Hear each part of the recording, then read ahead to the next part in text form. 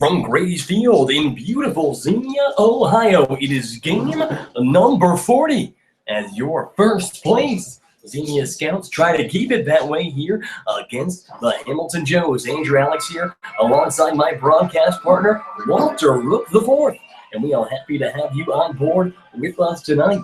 Tonight, the Scouts send Jorge Lozano to the mound. Lozano, the fiery Dominican righty from Wright State University, just down the block. He was an all-star, and he's going to need an all-star performance tonight against this very talented Hamilton Joes lineup. Let's get to the starting lineups first for the Xenia Scouts. Batting first and playing center field is going to be Ryan O'Hearn. Batting second and playing third base, Jeremy Barth. Evan McDonald, he is batting third, or Evan McDonald is batting fourth in designated hitting. I skipped Jeremy Barth, who is playing right field.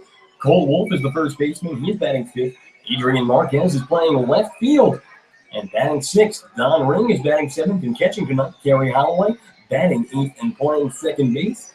And your everyday shortstop, Mr. Aaron Valance, is batting ninth. Obviously, the starting pitcher is going to be Jorge Lozano. And quickly get to the lineup for the Hamilton Joes. Batting first and playing left field, Ben Spitznagle. Jackson Boyce batting second, playing second. Dayton Toughlin batting third and playing third. The cleanup hitter is Bryson Shelton. He will be playing first base. Kyle Moore is batting fifth and playing center field. Batting sixth is going to be the designated hitter, Caleb King. Tyler Freese is batting seventh and playing shortstop. Jake Murray will be catching and batting eighth and batting ninth. The right fielder, Sam Teague. So that's a mouthful, let me tell you, but it looks like we're about to get things underway here as Bryson Shelton steps in. And Jorge Lozano about to get here underway. So Lozano looks to Don Ring. The first pitch of this ball game is lifted high into center field. Tracking back is the center fielder, Ryan O'Hearn. He comes under it and makes the grab for out number one. So one pitch, one out. Mark it down as an F8 in your books, folks. Here, we're in the top of the first. The Hamilton Joes and the Xenia Scouts going at it. Now, but coming up to the plate is going to be Jackson Boyce. Boyce, the second baseman from IUPFW. Or for those of you that don't know, it's Indiana University, Purdue University at Fort Wayne. Boyce, a .364 hitter on the year. He has 5 doubles, 2 triples. No home runs to show for it. He has 30 RBIs. First pitch to him is taken on the outside, ball number 1. Here's the 1-0 pitch from Lozano. And that one upstairs. The count moves 2 balls, no strikes. IUPFW. That's a Division I school. They play in the Summit League, a league that features teams such as South Dakota State, Oakland University, and Michigan. 2-0 pitch, and that one's lifted high in the air and going over in foul territory towards third base. The third baseman, John Sharp, chasing all the way to the fence, ends up colliding with the fence and watches that one fly right by the Xenia bullpen. So the count moves 2 balls and a strike now. And, watching him climb into that fence is going to give our athletic training staff a heart attack. Yeah, for sure. So that foul ball moves the count 2-1. The Scouts, of course, they are in first place coming into the game with a record of 25-13. They are 1 game above the Hamilton Joes, who come in at 24-14. And as we enter the final weekend of the regular season, this game very important. But the 3-1 pitch now from Lozano is low and in. So Jackson Boyce, he draws a walk, and that's a bit of a dangerous proposition for Lozano, putting Boyce on board. Because Jackson Boyce, a guy with 29 stolen bases on the season, and Lozano's really going to have to worry about his speed on the base paths. So 1 on, 1 out now. Top of the first inning. We are still scoreless between the Hamilton Joes and the Xenia Scouts. Stepping up to the plate is going to be Dane Toughlin. Toughlin, the third baseman from Indiana State. He waits the first pitch. And that one grounded over towards short. Aaron Valance, he goes to second for 1. The throw to first for 2. In time, scooped down the dirt by Colt Wolf. A 6-4 Corday double play is going to end things for the Hamilton Joes here in the top of the first.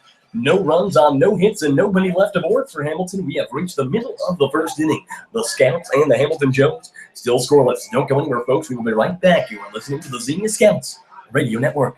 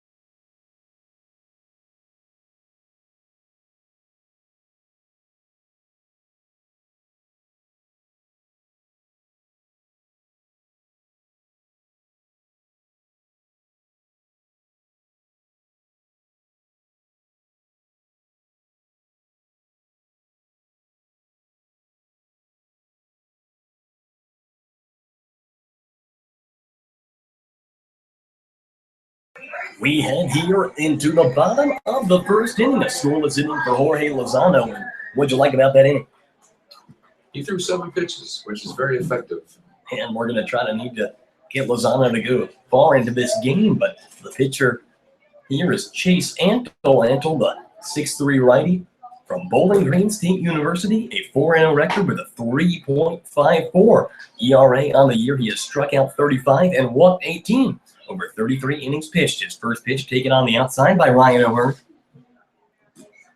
And Ryan takes 1-0 pitch on the inside part of the plate in there for a called strike. Even though the count 1-1 here, we are scoreless in the bottom of the first between the Hamilton Jones and the Xenia Scouts. The 1-1 pitch from Antle, and Ryan watches on the outside. O'Hearn, he's your center fielder, a .220 average with 8 RBIs. He leads the league in walks with 32. Ahead in the count, 2-1 now. And Ryan watches up and away, so O'Hearn 1 pitch away from walk number 33 on the year. Extending that walk lead. And he's a very important guy to get on base with his speed. Here's the 3-1 pitch. And Ryan watches upstairs, ball 4. So Ryan O'Hearn has drawn his 33rd walk of the season, and the Scouts have the leadoff man aboard. And, you know, me and Ryan always joke before games that he promises me a certain amount of walks, and as the season goes on, I make higher demands. So he is 1/4 of the way to his promised 4 walks this evening. Yeah, I'm hard to impress. But 1 on and nobody out here. John Sharp steps up. Sharp was sick yesterday, took a day off. He is playing third base tonight. First pitch to Sharp, and he fouls that one high and out of play on the right field side. Count goes 0-1. Sharp from Lipscomb University, the native of Knoxville, Tennessee. He's a .313 hitter on the year. 3 doubles, a couple triples, a couple home runs, and 12 RBIs. O'Hearn takes a big lead over at first. The 0-1 pitch.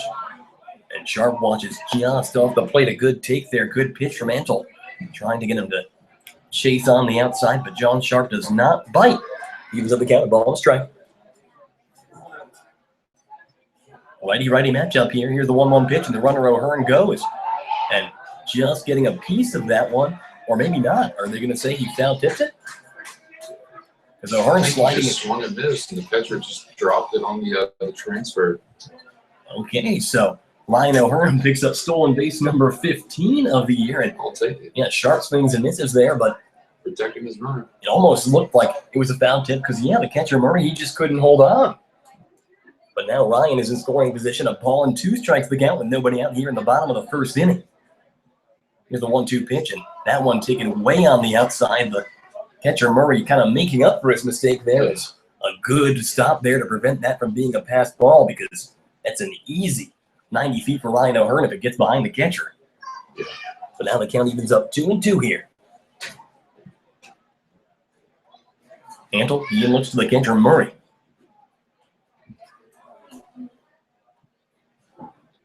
And delivers.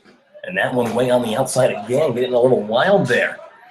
Is this starter Chase Antle, and John Sharp has worked this count full. 3 balls, 2 strikes, and without even getting 1 out yet, way more than 7 pitches for this guy. Yeah. So 3-2 coming now. Jeremy Bartha waits on deck. The 3-2 pitch, and John strokes that one into right field, but coming under it is the right fielder Teague. Ryan O'Hearn tags up and heads towards third. He's going to slide in safely. So a fly out to right off the bat of John Sharp. At least advances Ryan O'Hearn another 90 feet, and now he's 90 feet away from putting the Scouts' first run on the board there. So call it a very productive out from John Sharp. And like we said, working that pitch count, very important here to get this all-star pitcher, Chase Antle, who, has not looked like an all-star just through these first couple of guys, but, obviously, it's very, very early. Yeah. But now Jeremy Barr steps in. He bats from the left side against the righty. It's a runner on third and 1 out with third baseman. He's in. First pitch, and that one way upstairs, and it gets past the glove of the catcher. Ryan O'Hearn, he slides, and that is the first run of the game. Ryan O'Hearn, the speedy center fielder from Hillsdale College. He can make a run for himself, and we saw that there. Drawing a leadoff walk, stealing a base, tagging up, and then coming home on the passed ball. So You talk about the production that O'Hearn has brought in this leadoff spot, and that is like a microcosm of what the entire season has looked like for him on the base paths. And just like that, the Scouts take a 1-0 lead, Walter. I'll take it. They'll give you a run for your money. No kidding. So 1-0 the count now to Barth. Nobody on. Scouts lead 1-0. Jeremy watches low and away. The count moves 2 balls, no strikes. Barth has a .255 hitter on the year. 11 doubles, a home run, and 21 RBIs. The 2-0 pitch now. And that one does find the zone. Fastball on the upper outside part of the zone. In there for a called strike that moves the count 2 balls, 1 strike with 1 out here in the bottom of the first inning. Scouts leading by a score of 1-0 already.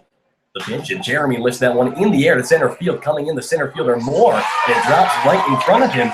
Jeremy Barth's on with a base hit. And Jeremy Barth, the guy who,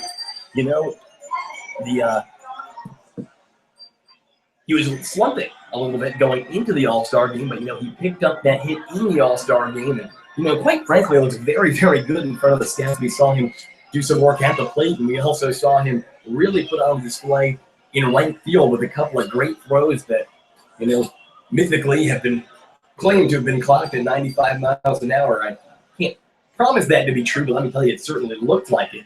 But Jeremy picking up a hit there, and I almost forgot to say it, Walter. Nobody no-hits the Scouts. Amen, brother. And if I don't recall, didn't he throw somebody out at home from the outfield? Oh, yeah, no, it was a great throw yesterday home to get turn an RBI single that scored 1 to what could have been a 2 RBI single, and obviously the inning would have kept going. So Jeremy really, putting in a lot of work, and that's work that we need, production that we need from him. Granted that, our number 1 offensive tool at this point, Chandler Atkins, is out for the season with a hamstring injury. But after that meeting at the mound with the Hamilton Joes group, it's going to bring Evan McDonald up to the plate. McDonald bats with 1 on and 1 out here in the bottom of the first. Evan, .269 on the year, 14 doubles. That is second in the Great Lakes League. First pitch fouled back into the screen. McDonald just missing there. The count goes 0-1. Evan, he is the designated hitter tonight. 22 RBIs on the year is most among Scouts on the active roster. Granted that Chandler is now on the disabled list. The 0-1 pitch. And that one way high, taken there by McDonald, evens up the count 1-1. 1-0 here. In the bottom of the first inning, the Scouts lead. Ryan O'Hearn creating a run for himself on the base paths.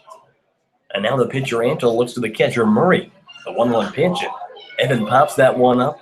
Foul territory, going to go behind and probably land behind us here in the press box. The count moves 1-2. And McDonald has been just, absolutely spectacular with runners in scoring position. And a lot of his production coming as doubles. Mostly down the left field line, the left center field gap. He's also great at putting him into scoring position. And Evan lifts that one into right center field.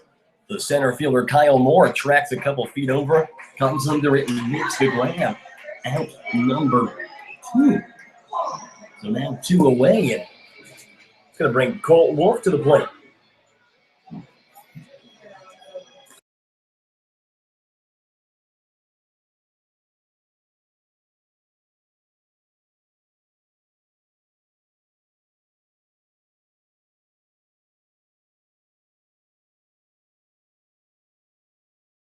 First pitch to Colt Wolf, and that one's grounded over towards the second baseman, Jackson Boyce. Boyce throws on over to first in time, and that is going to be out number 3. But 1 run on 1 hit, and 1 man left aboard from the Scouts. We have played 1 inning of baseball here at Grady's Field in beautiful Xenia, Ohio, and your Scouts, they lead by a score of 1-0. Don't go anywhere, folks. We'll be right back. You're listening to the Xenia Scouts Radio Network.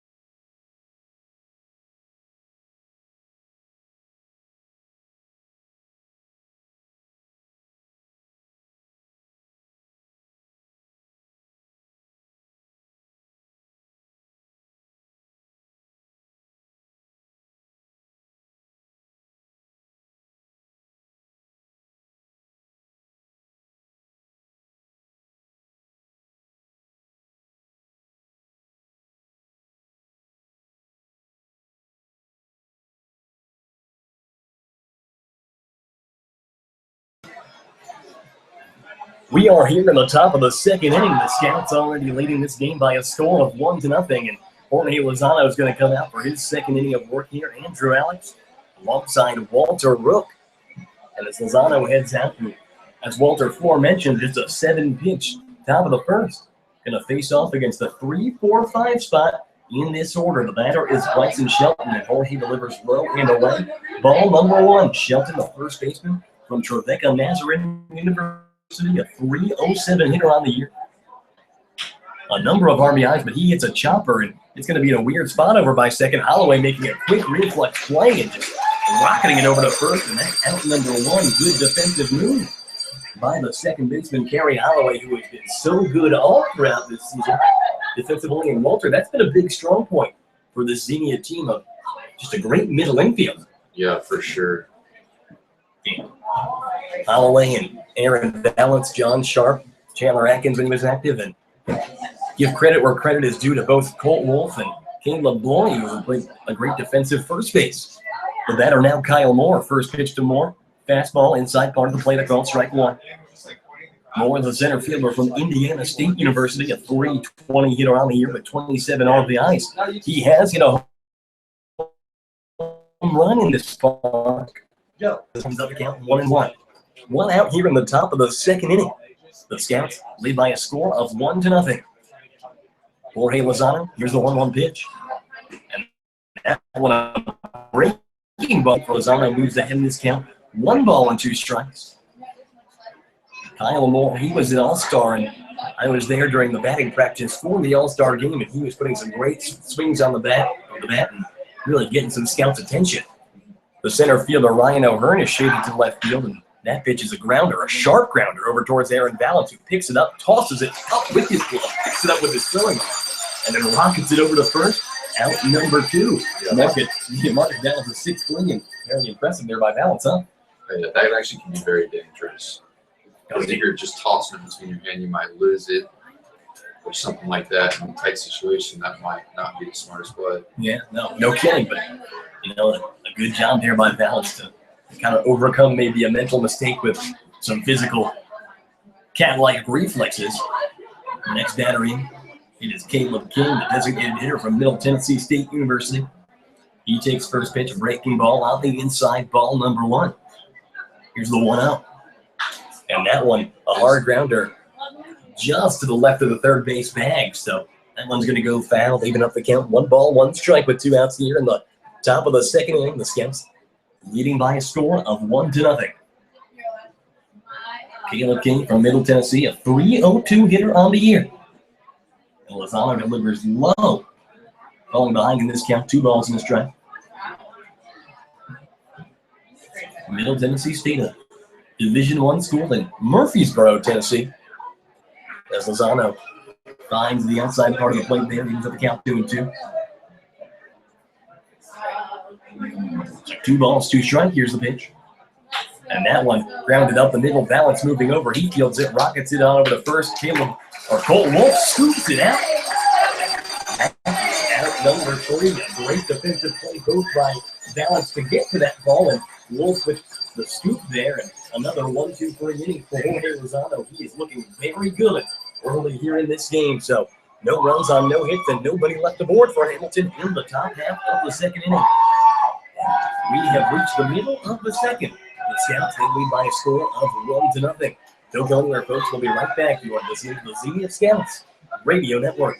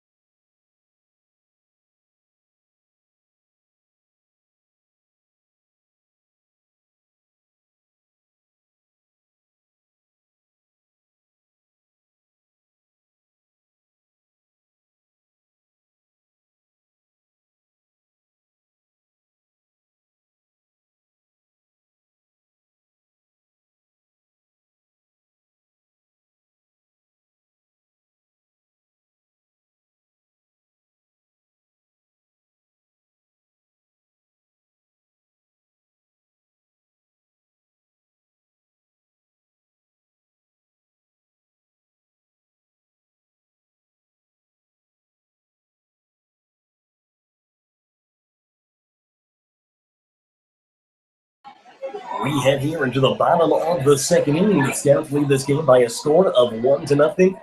Andrew Alix here alongside Scouts righty Walter Rook at Grady's Field in Xenia. A beautiful Friday evening for some baseball. The Scouts' second to last home game of the regular season. And here in the home half of the second with the Scouts leading, it's going to be Adrian Marquez, Donald Ring, and Kerry Holloway to the plate to face off against Chase Antle. So Kazo steps in, first pitch to him. Taking high, ball number 1, Marquez. He's the left fielder this evening, a .274 hitter on the year. 3 doubles, 2 triples, and 5 home runs. 14 RBIs to show for it. He hacks at that pitch, and it's hit high in the air, but on the infield. The third baseman, Dane Toughlin, tracks into foul territory, comes under it, and makes the grab for out number 1. So probably the quickest out that this pitcher, Chase Antle, has made all day. And now with 1 away, it's going to bring Donald Ring up. Ring, the catcher this evening from Hillsdale College. That's a Division II school in the state of Michigan, which I guess you only wouldn't know if you haven't listened to me before this year. As we got a couple of Hillsdale Chargers on this team with Don Ring, Ryan O'Hearn, and of course starting pitcher Will Cruz. First pitch to Donald Ring, and swung on and missed there. The count goes 0-1 here with 1 out. Donald is a .222 hitter on the year, 7 doubles and 8 RBIs. He bats from the left side against the right-handed pitcher Antle. 0-1 pitch. And that one comes on the inside and gets past the glove of the catcher Jake Murray. He's going to go to the backstop, even though the count was 1-1.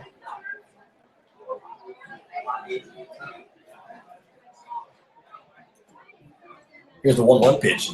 That one's upstairs. Last night, Donald Ring played third base. Kind of an odd man-down situation for the Scouts, but he took a 1-for-3 day, also drawing a walk.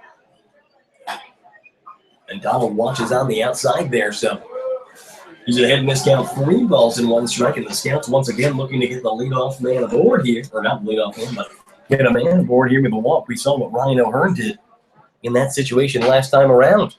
31 pitch, a breaking ball, finds the outside part of the plate, a called strike 2. The count goes full. 3 balls, 2 strikes with 1 out here in the bottom of the second inning. Scouts lead this game by a score of 1-0.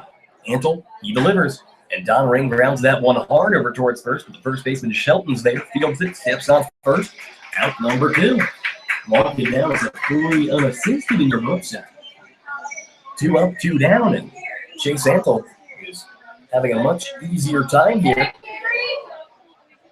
in the home half of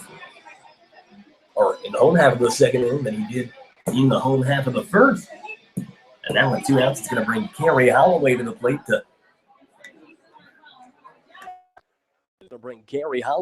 to try to get the Scouts into this one. Holloway, first pitch, finds the zone, called strike. Kerry from Andrew College in the state of Georgia was the subject of a trivia question just a couple of seconds ago. Pastor Van Holloway there. Scouts leading by a score of 1-0 here. 2 outs in the bottom of the second. Holloway awaits. Here's the pitch, and that one's grounded sharply over towards shortstop. The shortstop, Tyler Freese, throws over, scooped out of the dirt by the first baseman, Bryson Shelton, for out number 3. No runs on no hits and nobody left aboard for the Scouts in the bottom of the second. We have played 2 innings of baseball here at Grady's Field, and the Xenia Scouts lead by a score of 1-0. Don't go anywhere, folks. We'll be right back. You are listening to the Xenia Scouts Radio Network.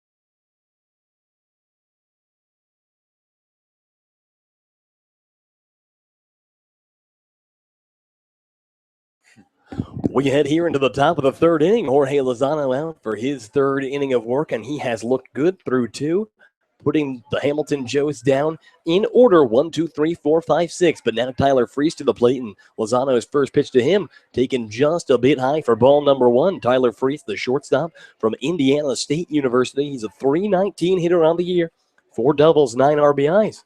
Pitch there from Lozano taken up and away. He's behind in this count 2-0. Scouts lead 1-0 here in the top of the third. A big game between the Scouts and the Hamilton Joes trying to battle it out for first place. And that pitch taken on the outside evens up the count. Or not evens up the count, moves the count 3-0. 3 pitches, 3 balls from Lozano to the all-star Tyler Freese. But the get me across 3-0 pitch does just that. Moves the count 3 balls, 1 strike. A fastball right down the pipe from Lozano. Taking no chances there. Here comes 3-1, and that one is taken low, ball 4. So the second base runner of the day for the Hamilton Joes, Tyler Freese. The first one since the top of the first inning when Jackson Boyce walked. It was eventually put out in a 6-4-3 double play, the next batter. And now Lozano is going to try to get Jake Murray to follow suit here. Jake Murray, the catcher from University of Cincinnati, Claremont campus. Or Clemont campus, I should say. He bats from the left side against the right-hander. First pitch low and away, ball 1. Jake Murray, a .288 hitter on the year. That's with 3 doubles, a home run, and 5 RBIs. 1 on and nobody out here in the top of the third inning. Scouts leading by a score of 1-0. Lozano looks to the catcher, Don Ring. Here's the 1-0 pitch, and that one's grounded in foul territory over towards first. The first base coach for the Hamilton Joes trying to make a barehanded play there. That's how you break your hand, Walter. Yep. And it looks like John Sharp's coming in to have a quick word with Jorge Lozano. Maybe he picked something up, maybe talking a little bit of strategy. Center fielder Ryan O'Hearn playing regular depth. John Sharp playing in at third base, looking to probably take away the sacrifice bunt. Here's the pitch, and that one hit over towards first. Colt Wolf fields it.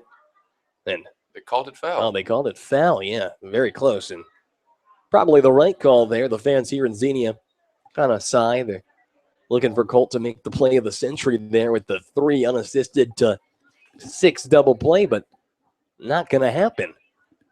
All it does is move the count of ball and 2 strikes here, but Lozano trying to make a big out without advancing the runner, Tyler Freese. So 1 ball, 2 strikes. Oh. Pickoff attempt, and they got him.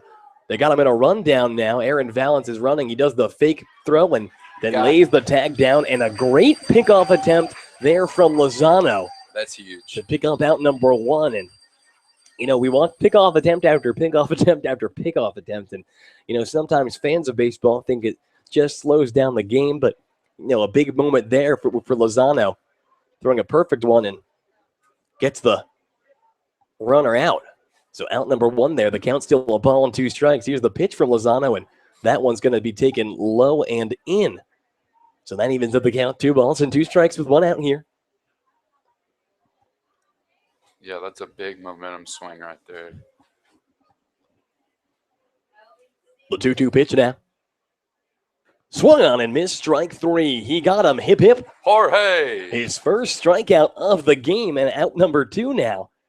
Jake Murray going down swinging. And Jorge Lozano, still having faced the minimum, will face the number 9 hitter, Sam Teague, with 2 outs here in the top of the third inning. Sam Teague, the right fielder from Samford University. That is a Division I school in the state of Alabama. First pitch grounded over towards second base. A chopper. Kerry Holloway fields it. Underhand toss to Colt Wolf. Just beats out the runner, Sam Teague, and that is out number 3. So another 1-2-3 inning for Jorge Lozano.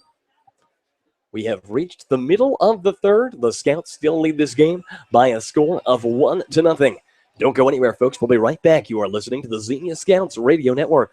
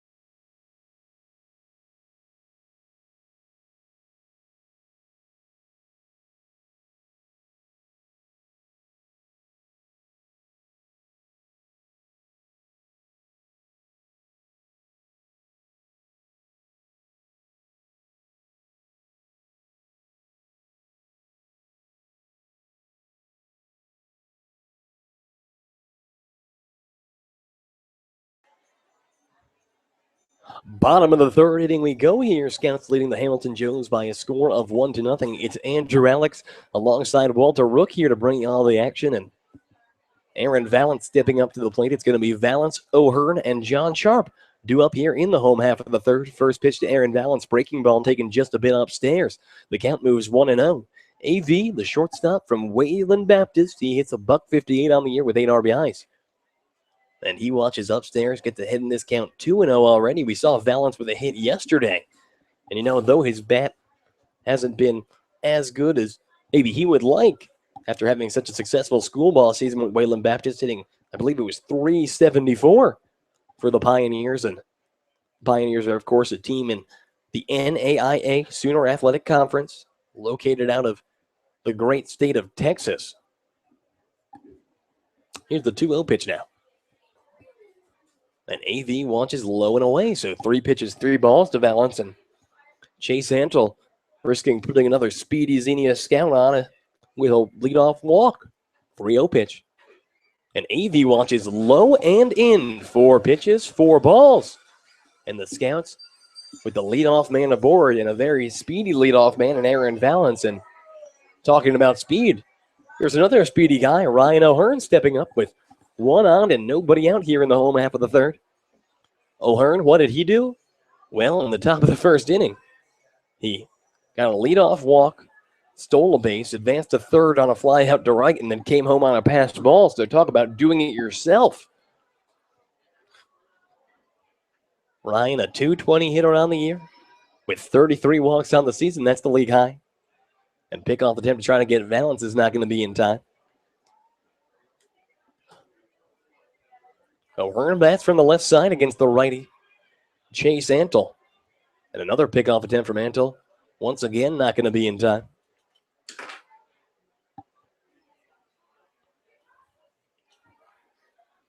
So, Ryan O'Hearn kind of finally awaiting the first pitch, and Antle sets, and now he doesn't set, and he does a pickoff attempt to Aaron Valance. The Scouts looking to play some more small ball, probably, and Aaron Valance, a guy who is a threat to steal a base. He does have a lot of speed, and you look at his lead over there. It's a pretty sizable one.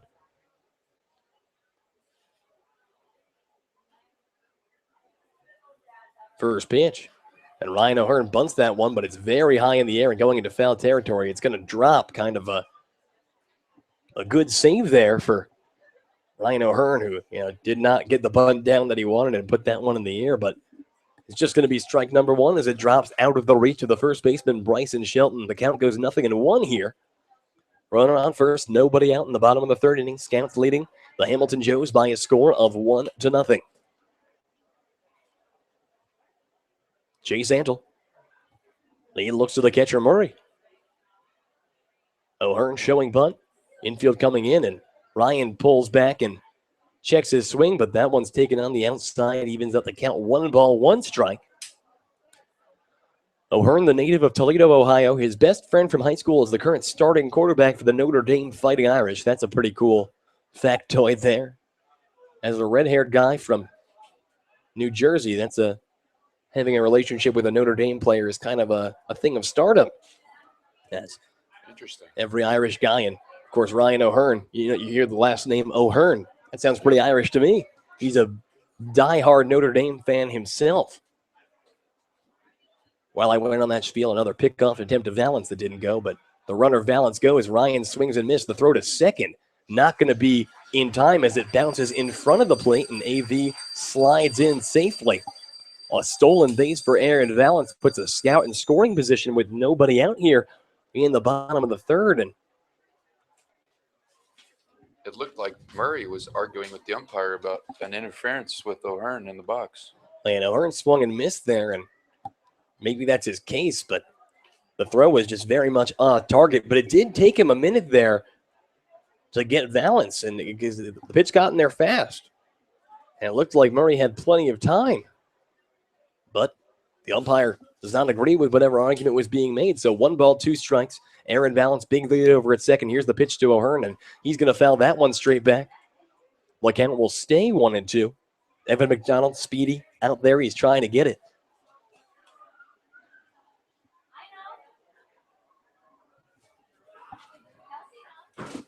1 ball, 2 strikes, nobody in. Ryan O'Hearn, the former Rochester Ridgeman, trying to possibly knock in his former Rochester teammate Aaron Valance. They both played with the New York team back in the 2015 summer, just last summer. So both of them returning AIA guys. And Valance with a big lead over at second. Pitch to O'Hearn, swung on and missed. A drop third strike, or so O'Hearn thought, but the umpire does not think that ball was dropped. So Ryan O'Hearn goes down swinging. That is out number 1. And with 1 out and a runner in scoring position, it's going to be one of the best offensive threats in this Xenia lineup coming to the plate, and that's John Sharp. John Sharp, his first time up, he flew out to right field, but put a good barrel on that ball, and he awaits the first pitch here. Valance takes a big lead over at second, and the runner goes. Unfortunately, that one fouled off, and AV had such a good jump there. It would have been hard to believe that the catcher, Jake Murray, could have thrown him out, but unfortunately, with the foul ball, he's sent back, and all that is nothing in 1 count.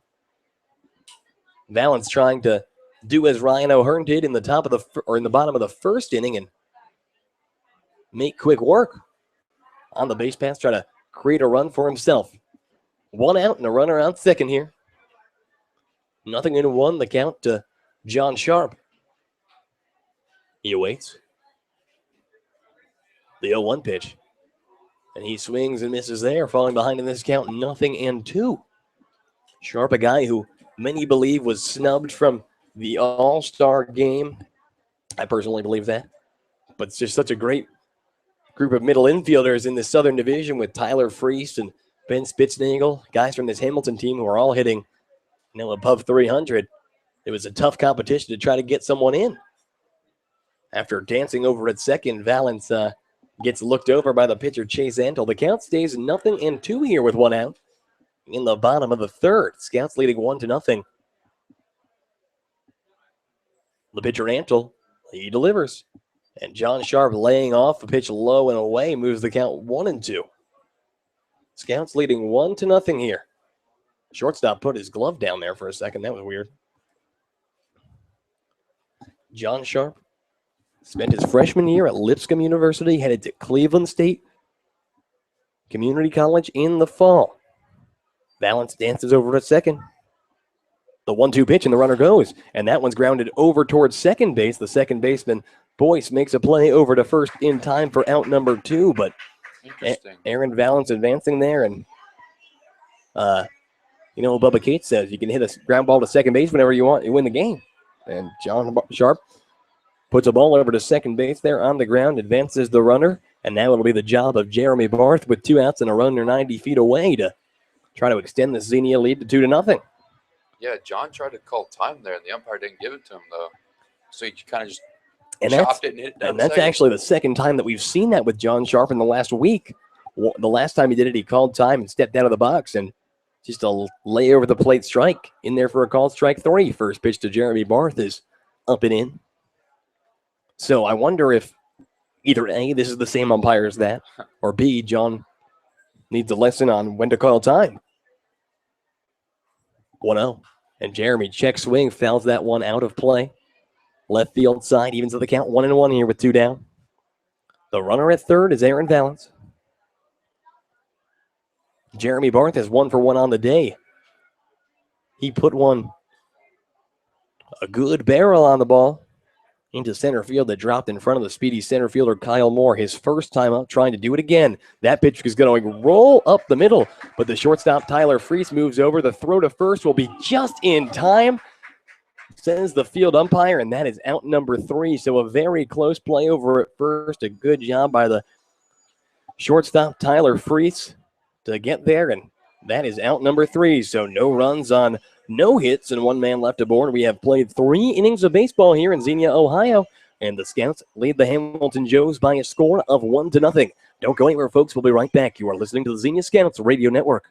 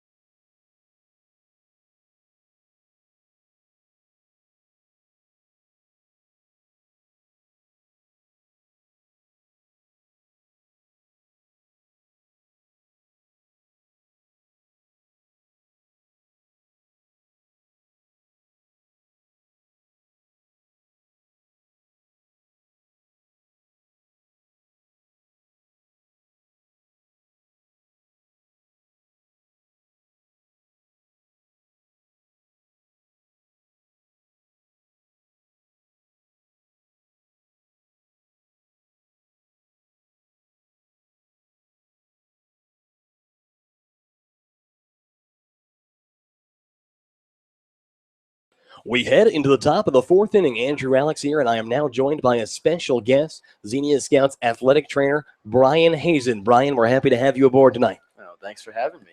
And Brian, a student at Miami University of Ohio, famous alumni, a ton of people. You've heard them all throughout the season. First pitch from Jorge Lozano to Ben Spitznagel. In there for a called strike, fastball outside part of the plate. Scouts leading 1-0 here in the top of the fourth. Breaking ball from Lozano evens up the count, of ball and a strike now.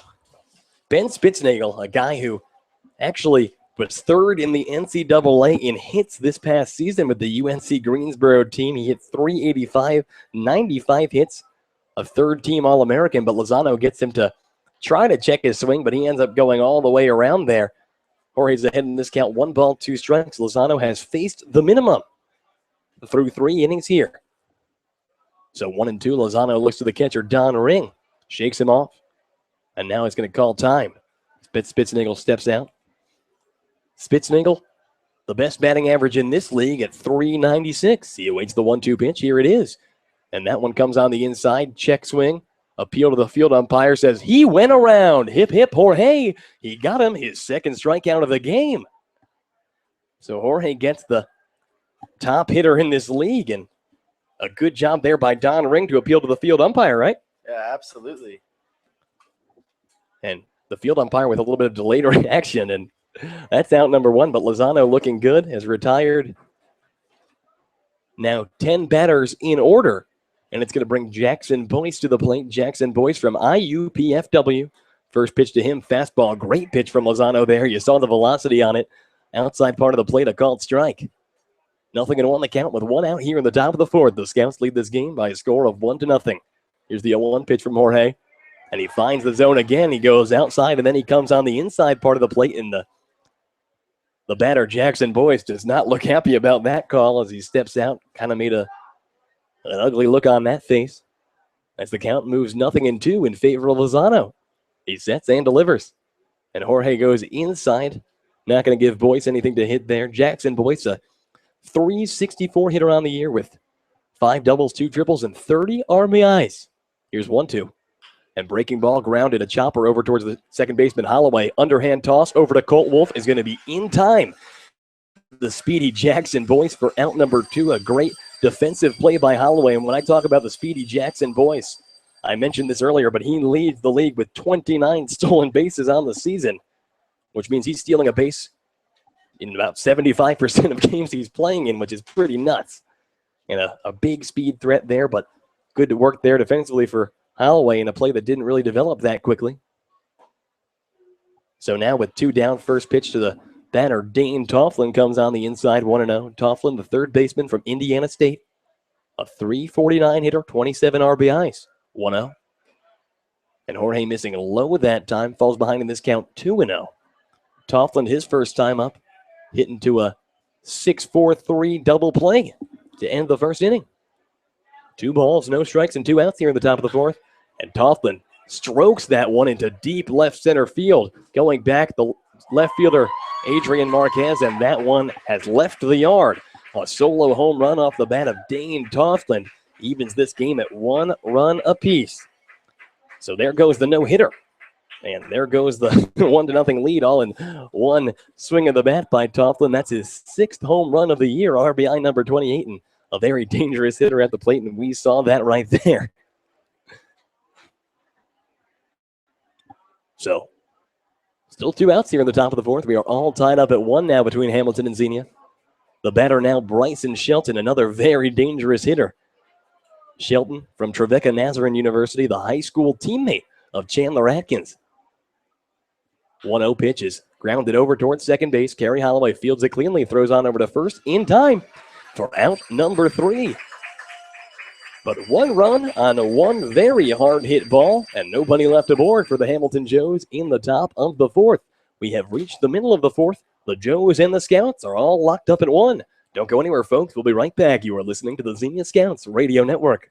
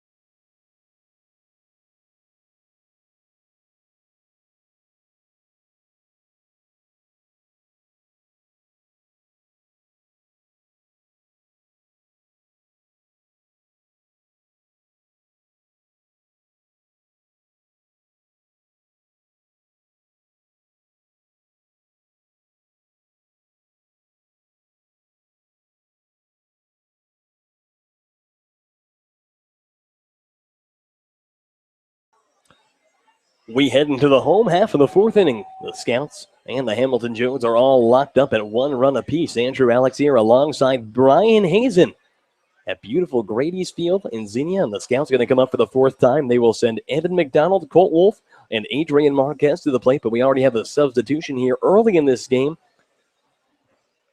The day for the catcher, Jake Murray of the Hamilton Joes, is over after 3 innings. Blake Hart has come into the game. Hart, the catcher from Transylvania University, the native of Hebron, Kentucky. Transylvania University, that's an interesting name there. First pitch to McDonald finds the zone, a called strike.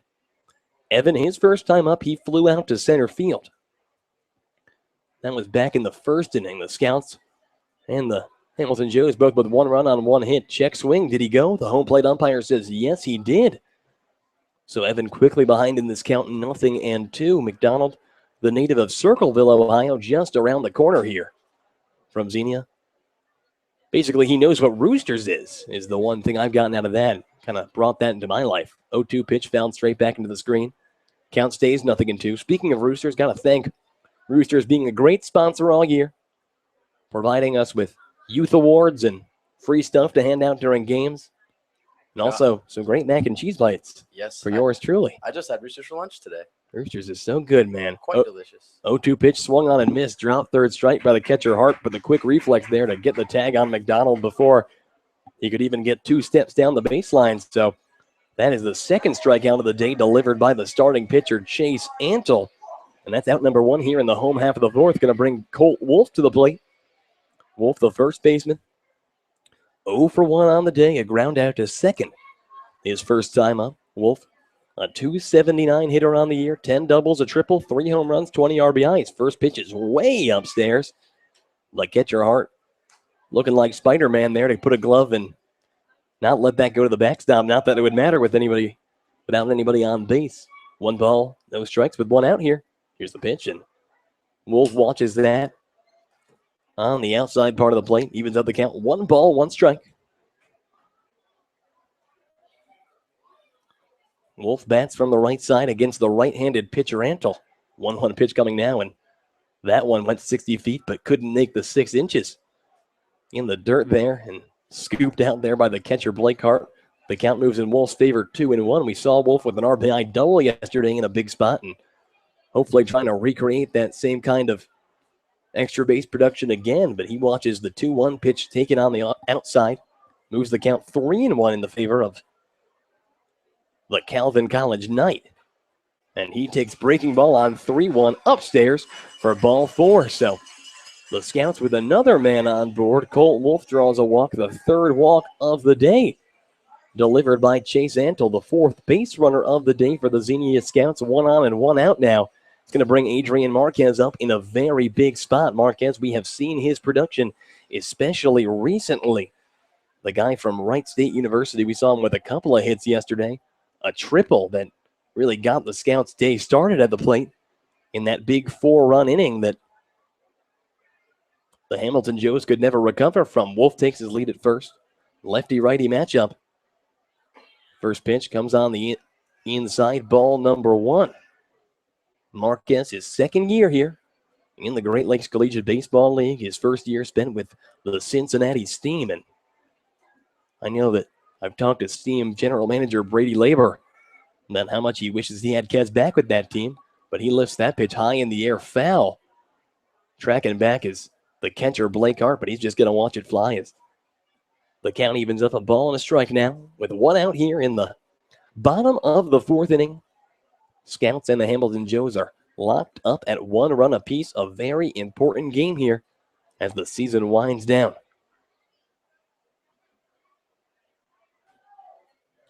So Kent steps back in. Pitcher Antle looks over to Colt Wolf at first. He has a medium-sized lead. Antle sets and delivers. Here's the pitch, and that one in the dirt. Colt Wolf going to try to go, but he's going to be dead in the water. Throw to second is way in time. Colt Wolf caught stealing. Out number 2. And not a brilliant decision there by Wolf, as he might have expected that ball to get past the catcher, and he would have had the jump, but the new catcher Hart there with a quick reaction time and a rocket over there, but the count moves 2-1. Kez fouls that one straight up and straight back. Going to go out of play. Even up the count. 2 balls, 2 strikes. Marquez. A 4-game hitting streak coming into today. 2 of those, or 3 of those 4 games, multi-hit days.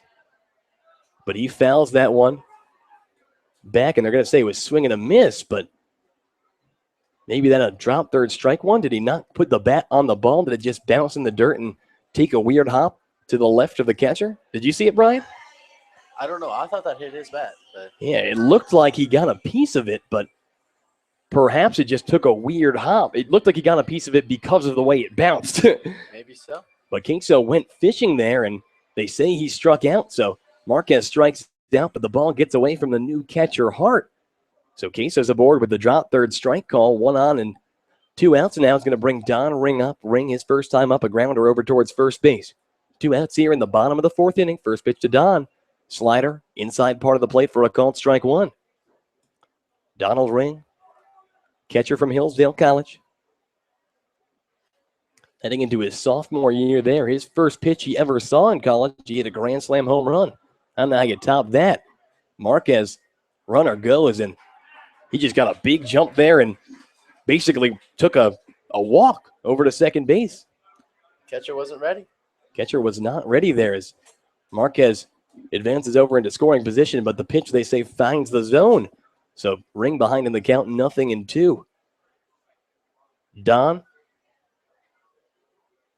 5 for his last 13, so he has gotten his batting average up a bit over the past week. 0-2 the count here with 2 down. Marquez dancing over there at second. He has plenty of speed on the base paths. And we have seen Queso do it time and time again with those wheels. 10 stolen bases on the year for him, make it 11. After that one right there, 0-2 with 2 down. The pitch to Ring, and he hacks at that one, but it goes out of play, foul. Left field side, we're going to stay at 0-2. The catcher Hart out to have a word with the pitcher Chase Antle as the scouts with an opportunity here to drive in a runner in scoring position. Last inning, they stranded Aaron Valance at third on a very close play to first base. So bottom of the 4th here, we're all tied up at 1. 2 down. 0-2 the count to Don Ring. The pitcher Antle shakes off the catcher Blake Hart. Shakes him off a couple of times, but now he has what he wants. Antle sets and delivers the pitch. And that one breaking ball outside part of the plate in there for a called strike 3. He got him looking. So no runs on no hits and 1 man left aboard in the bottom of the 4th for the Scouts. We have played 4, and we are all locked up at 1 run apiece. Don't go anywhere, folks. We'll be right back. You are listening to the Xenia Scouts Radio Network.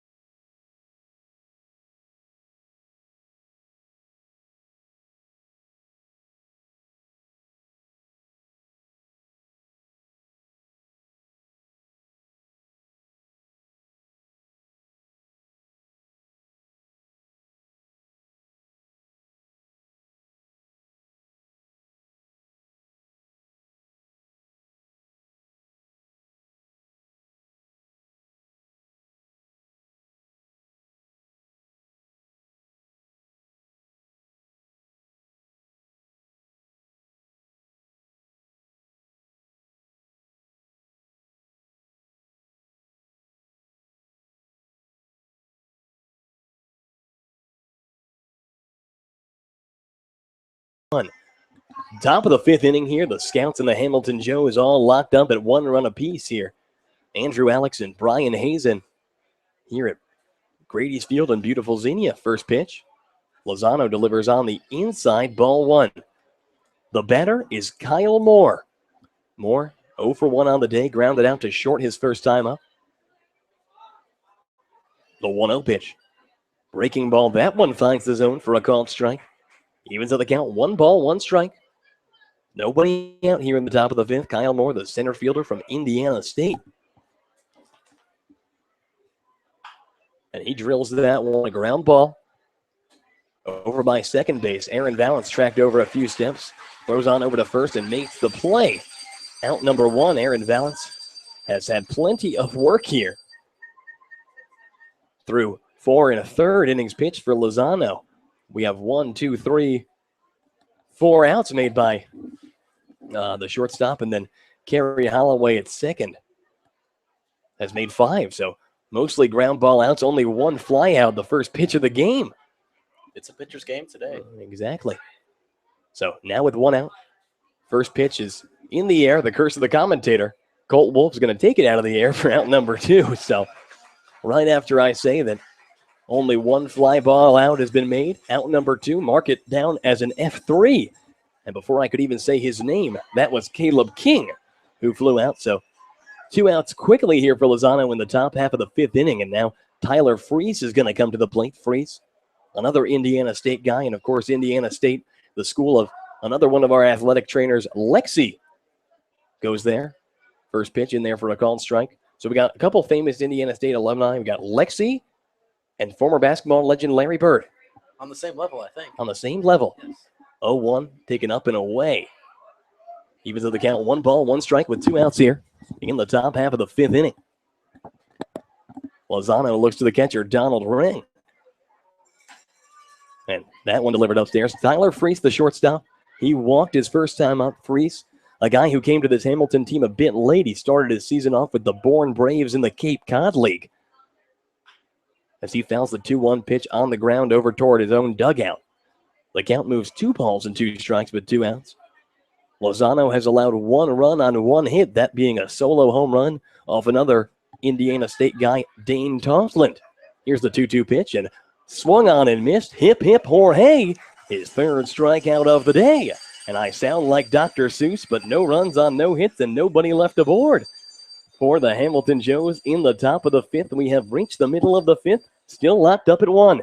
Don't go anywhere, folks. We'll be right back. You are listening to the Xenia Scouts Radio Network.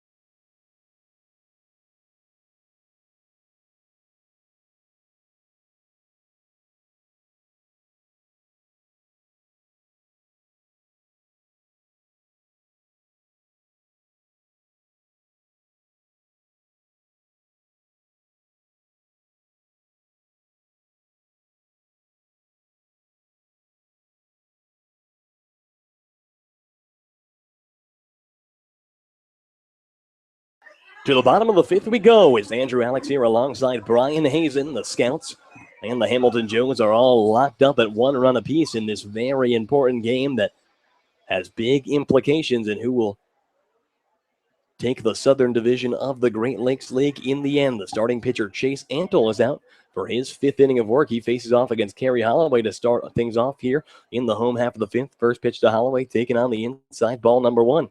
Kerry, a .268 hitter on the year. His first time up, he grounded out to the shortstop. And he waves and misses at the 1-0 pitch. Evens out the count, 1 ball and 1 strike. Holloway from Andrew College in the state of Georgia. One of a couple of Georgia boys that we have on this squad, Holloway and Caleb Bloy, representing the state known for peaches. Swing and a miss there. Holloway falls behind in the count, 1-2. Kerry, not his first baseball mission trip in high school. He did a couple of baseball for Christ trips. One of them to Vero Beach, Florida. The other one to Mexico. Talks about those as 2 of the big transformative experiences in his life. 1-2 pitch, swung on and missed, strike 3. So that's out number 1 here. And now it looks like the pitcher, Chase Antle, is kind of getting himself into a groove. It's his 5th strikeout, 5th strikeout of the day.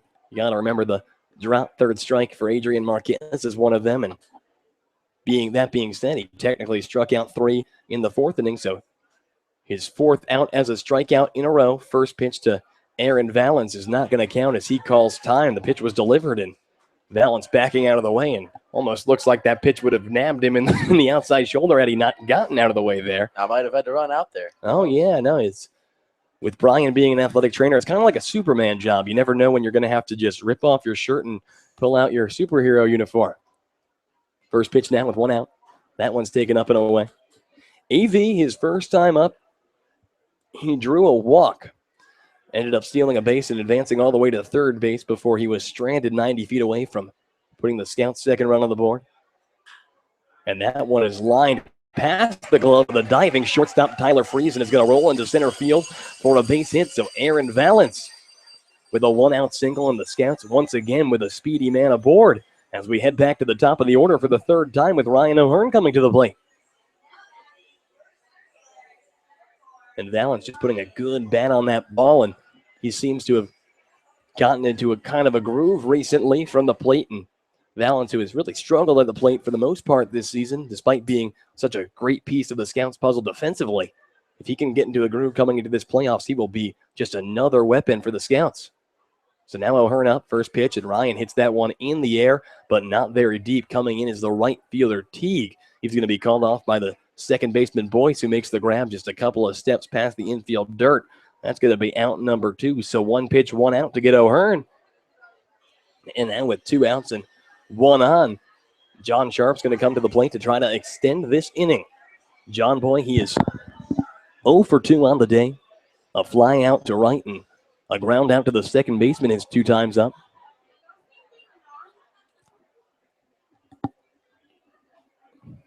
So Sharp steps in. 2 down here. Valance big lead over at first. Pickoff attempt to try to get him is going to roll past the glove of the first baseman, Bryson Shelton, and AV is going to advance to second. So a bad pickoff move puts another Scout in scoring position, and that's a big, big moment here in this game. Scouts could really use a run right now. Yeah, absolutely. And a 1-1 game with Lozano, just that one mistake, the home run by Dane Tofflin being the one blemish on his record. And I mean, that almost literally that's the one hit that the Hamilton Joes have gotten all day. So John Sharp still waiting the first pitch. 2 outs here in the bottom of the 5th inning. Aaron Valance over at second. And that one fouled right back into the screen by Sharp. The count moves 0-1.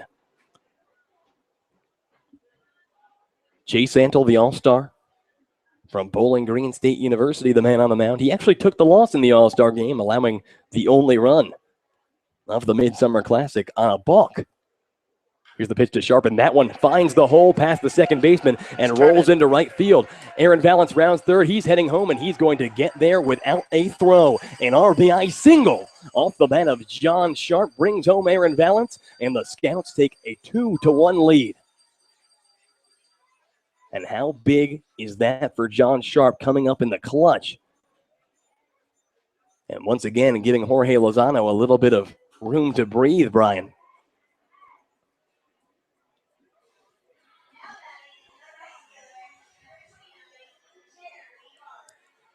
So now 1 on and 2 out. Scouts take a 2-1 lead over this Hamilton team, and John Sharp still with a good amount of speed on the base paths. He's going to try to keep this 2-out rally going with Jeremy Barth at the plate. Barth is 1 for 2 on the day, a single and a ground out to short. Lefty-righty matchup favors Barth. He hacks at first pitch. That one in the air, going in foul territory towards third. Oh! The third baseman, Dane Tofflin, a diving play in foul territory, and that is a very flashy out number 3. But 1 run on 2 hits and 1 man left aboard. We have played 5 innings of baseball here. The Scouts lead the Hamilton Joes by a score of 2-1. Don't go anywhere, folks. This one is very exciting. We'll be right back. You are listening to the Xenia Scouts Radio Network.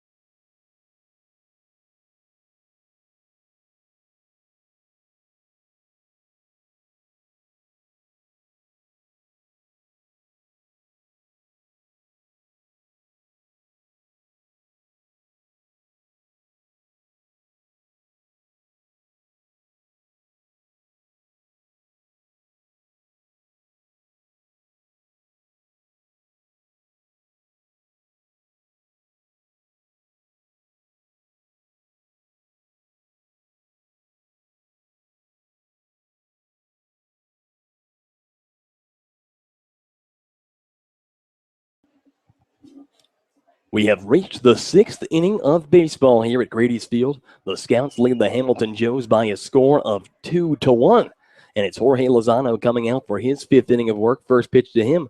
From him, that's one is taken on the outside, ball number 1. Lozano facing off against the new catcher, Blake Hart. And that one swung on and missed, even to the count, a ball and a strike. Hart from Transylvania University. That's a mouthful. The native of Hebron, Kentucky. Subbed for Jake Murray after the 3rd inning, and Lozano gets him to take a golf swing and miss there.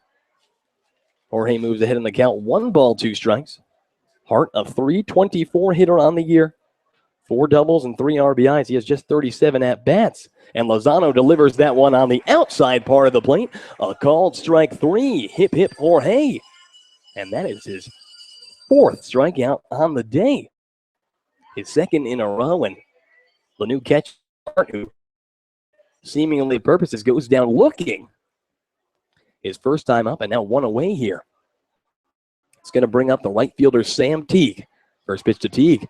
That one, fastball delivered on the outside part of the plate. A called strike 1, 0-1.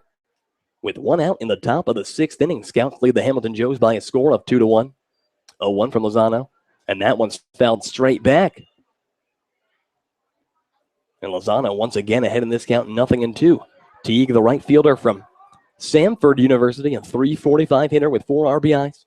He bats from the left side against the righty Jorge Lozano. Lozano looks to the catcher, Don Ring, shakes him off a couple of times. It looks like time is going to be called as Lozano taking a minute there, but now he has what he wants, the 0-2 pitch. And that one chopped in foul territory, or yeah, they're going to say it was foul territory despite the fact that John Sharp makes the throw over from third. Count's going to stay 0-2 here. Remember, the Scouts have a 1-game lead over the Hamilton Joes in the Southern Division, but a win here. Here's the scenario. The Scouts and the Joes both playing 3 games over the weekend, a doubleheader on Saturday and a single game on Sunday. A win here would mean that the Scouts would only need 1 win of those 3 games to lock up the Southern Division, as they would take the tiebreaker with Hamilton. And that pitch is in there for a called strike 3. Hip, hip, Jorge. He got him again. Jorge Lozano has his 5th strikeout of the day, now his 3rd in a row. And Lozano, who has been known to get a little bit fatigued after 5 or so innings, is looking very good here through 5 2/3, and now it's back to the top of the order with Ben Spitznagel. First pitch to Spitznagel is lifted into right field. That's going to drop in front of the glove of a diving Jeremy Barth, and that's going to roll behind him. Spitznagel, he is rounding second and heading for third. The throw from Ryan O'Hearn, who is playing behind Jeremy Barth, is not going to get there. A triple off the bat of Spitznagel, and unfortunately, you're going to have to put that one on the misjudgment of Barth. If he hadn't dived for that one, that's probably just going to be a single, but when he dove, allowing the ball to get behind him, and unfortunately, Spitznagel, who's a very speedy runner on the base paths, 19 stolen bases on the year, easily stretched that would have been single into 3 bases, and now the tying run just 90 feet away with a very dangerous hitter coming to the plate in Jackson Boyce. Jackson Boyce is 0 for 1 on the day. A walk and a ground out to the second. First pitch, breaking ball in there for a called strike. The triple there, just the second hit of the day for Hamilton. A runner on third here with 2 down in the top of the 6th inning. Scouts, they lead by a score of 2-1. Nothing in 1 the count. Here's the pitch. And that one in the dirt. Good job by Don Ring to get in front of that one, prevents it from going to the backstop. Because if it did, Spitznagel's going to come home and we're all tied up at 2. But Don Ring showing off his skill there behind the dish, and now the count evens up 1-1. Boyce, a .364 hitter on the year with 30 RBIs. He is looking for number 31 in a big spot. And he fouls the 1-1 pitch right back into the screen, moving behind in this count. 1 ball, 2 strikes with Lozano. Boyce, his team played against Ohio University. And Jackson, a 3 for 10 series against the Bobcats. He awaits the 1-2 pitch, and that one in the dirt. Once again, Ring taking a beating there, but playing the role of brick wall behind the dish. But that ball evens at the count. 2 balls, 2 strikes. With 2 outs here, the runner at third is Ben Spitznagel. And the pitch, that one comes low and in. The count works full.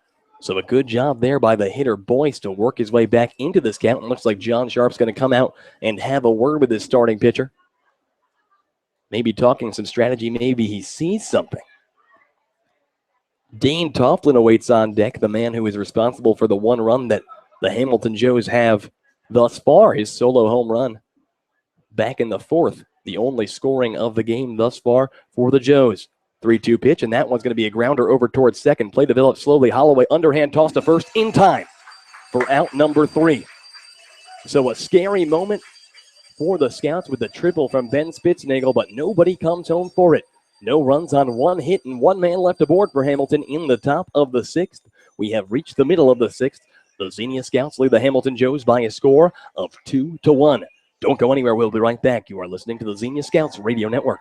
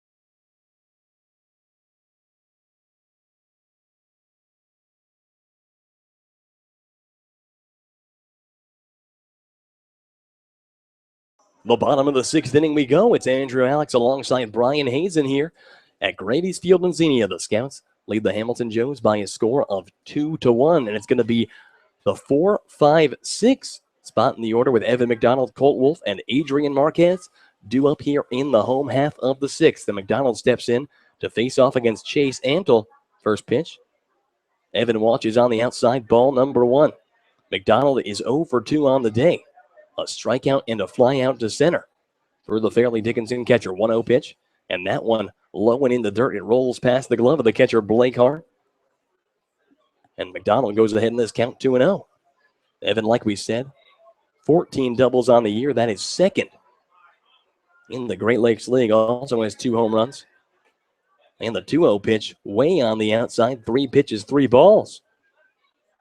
And the pitcher, Chase Antle, has been kind of struggling to find the zone at various points. He has kind of just gone on streaks where he's walked batters on 4 pitches or 5 pitches. And this is going to be one of those times. Ball number 4 is on the outside. McDonald running over towards first. He's not going to be able to take an extra base, but a leadoff walk puts a Xenia scout aboard. And Colt Wolf coming to the plate now. Wolf 0 for 1 on the day. A ground out to the second baseman. He walked back in the 4th, ended up getting caught stealing as he tried to advance on a ball in the dirt that he thought might buy him a little bit more time, but the new catcher, Blake Hart, said no such time existed and really kind of had him like a dead duck in the water over there at second base. But Wolf, a guy who yesterday we saw him take a 1 for 4 day, but an RBI double in the 3rd as part of that big 2-out rally that the Scouts had. But looks like a meeting out at the mound, and we see some action over in the Hamilton Joes bullpen. This could be it for the starting pitcher, Chase Antle, who, through all accounts, allowing 2 runs through 5 innings is not a bad day by any means. But unfortunately, when you play the Xenia Scouts, it's going to be a pitcher's duel, and Jorge Lozano has had the better first 5 innings in just a 2-1 game. But looks like the pitching coach going to head back into the dugout. They're going to let Chase Antle face off against Colt Wolf.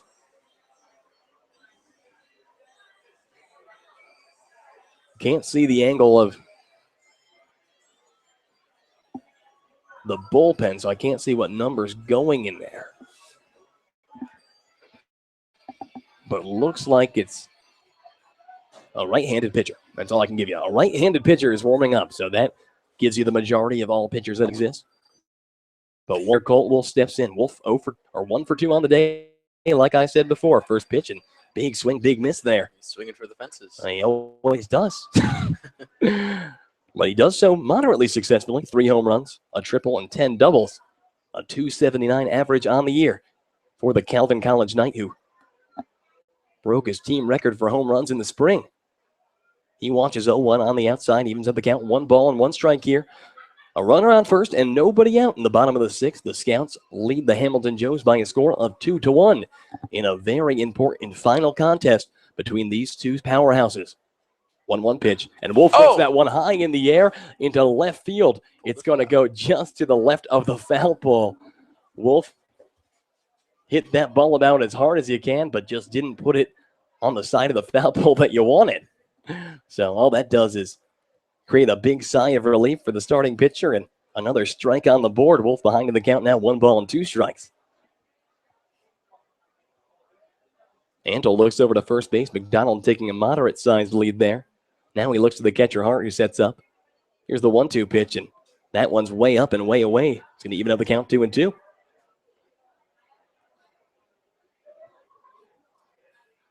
Wolf, a guy who, batting .279, coming out of Division III, has really shown that he is able to hit against these Division I guys. As he takes 2-2 on the inside, works the count full. 3 balls, 2 strikes, but nobody out here. The pitcher, Chase Antle. And this might be the test for him. If he walks Wolf here, that could be his day.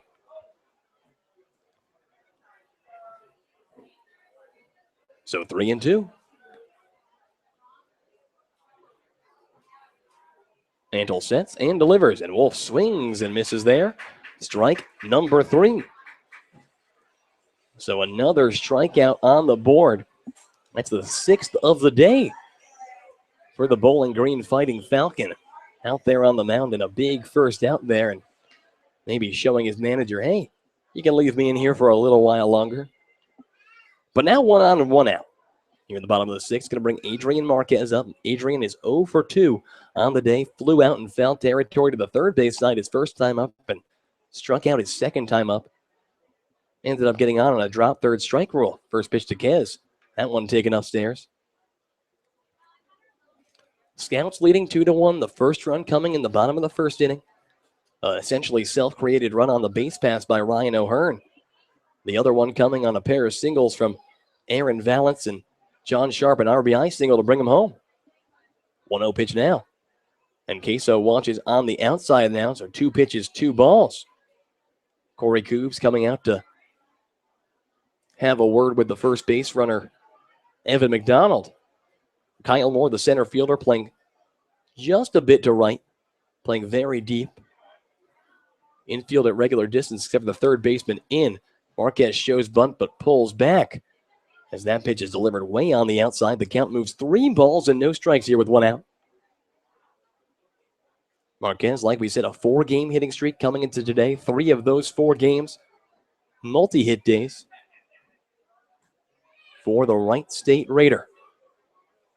And ball number 4, a breaking ball that just really and truly got away from Antle, and I would not be surprised if this is going to be his day. The manager coming out, and he's going to make a call to the bullpen. So runners at first and second for the Xenia Scouts here with 1 out in the bottom of the 6th.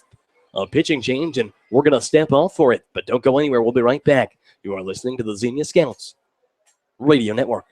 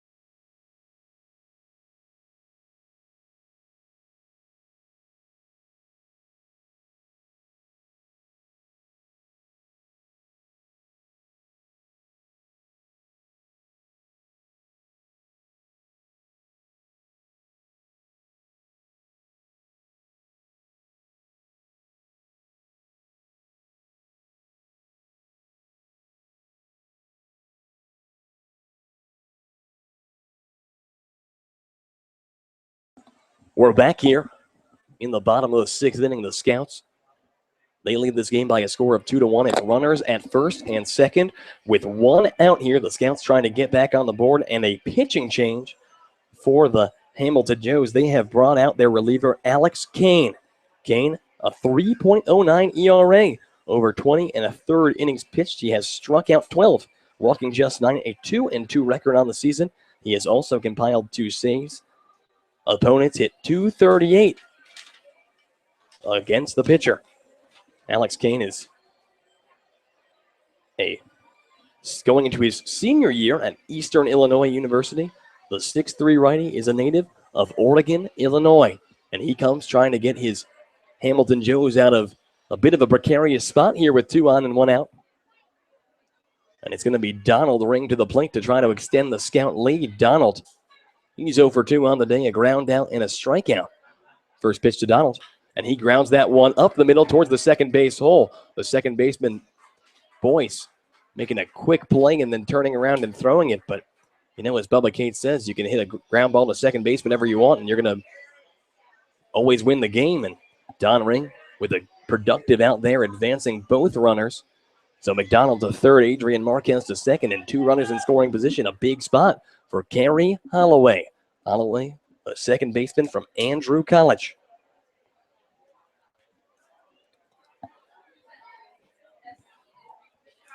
He picked up a hit yesterday, ended up coming around to score.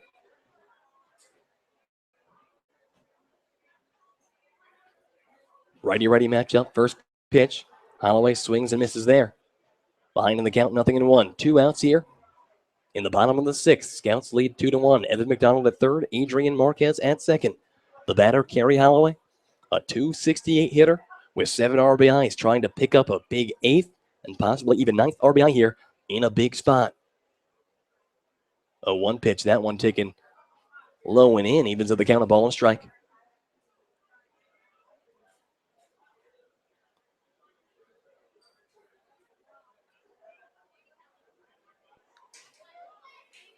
A big difference in the age groups here as Holloway going into just his sophomore year versus the senior, but we'll see if youth can trump experience. But Holloway takes the 1-1 pitch on the ground in foul territory towards third base.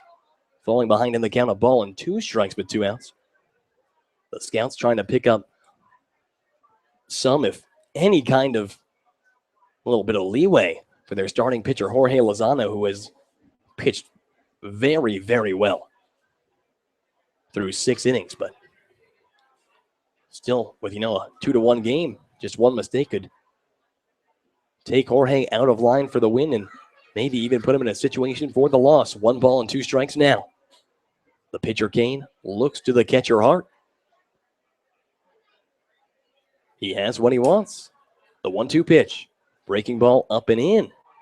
Taken there by Holloway about shoulder high and on the inside, so the count evens up 2-2. Now remember, with the previous pitcher, Chase Antle, Blake Hart was unable to stop a lot of balls in the dirt from getting past him. A ball in the dirt here would bring a run home. 2-2 pitch. Breaking ball swung on and missed. Strike number 3, and that is out number 3. No runs on no hits and 2 men left aboard. In the bottom of the 6th for the Scouts, we have played 6. The Scouts, they lead by a score of 2-1. And Brian, this is about it for you. But man, thanks for coming aboard and thanks for all the help this season. Brian's a good dude. We love Brian, and he's headed to where? Ocean City, New Jersey tomorrow? Ocean City, New Jersey. Well, as a native of the Garden State, I'd like to tell you that's a great place to go. And man, thank you for being a great guy all season and helping these guys, all that kind of stuff. It's been a lot of fun, man. Well, thank you for all you do. Thank you for having me. God bless, man. We'll be right back. You are listening to the Xenia Scouts Radio Network.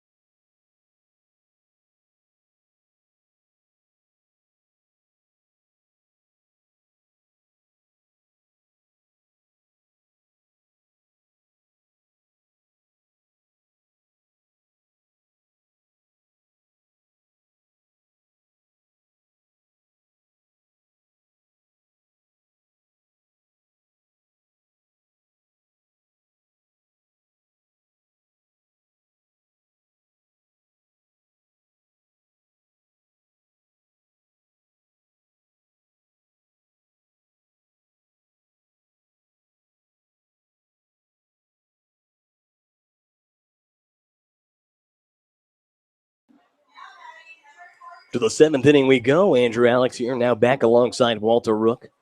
As we go into the top of the 7th inning, the Scouts leading the Hamilton Joes by a score of 2-1. It's Jorge Lozano out to pitch his 7th inning of work. Lozano has allowed 1 run on a couple of hits. And it's going to be Dane Toughlin, Bryson Shelton, and Kyle Moore in. And first pitch, that one comes behind the starting pitcher. Or not behind the starting pitcher, but behind the batter, Dane Toughlin. And Toughlin, a guy who his second time up, he hit a solo home run to put the only run on the board for this team. And he fouls the 1-0 pitch right back towards the plate. Rolls back towards the Xenia dugout, evens at the count, a ball and a strike. Toughlin, the Indiana State-based third baseman at Indiana State this year.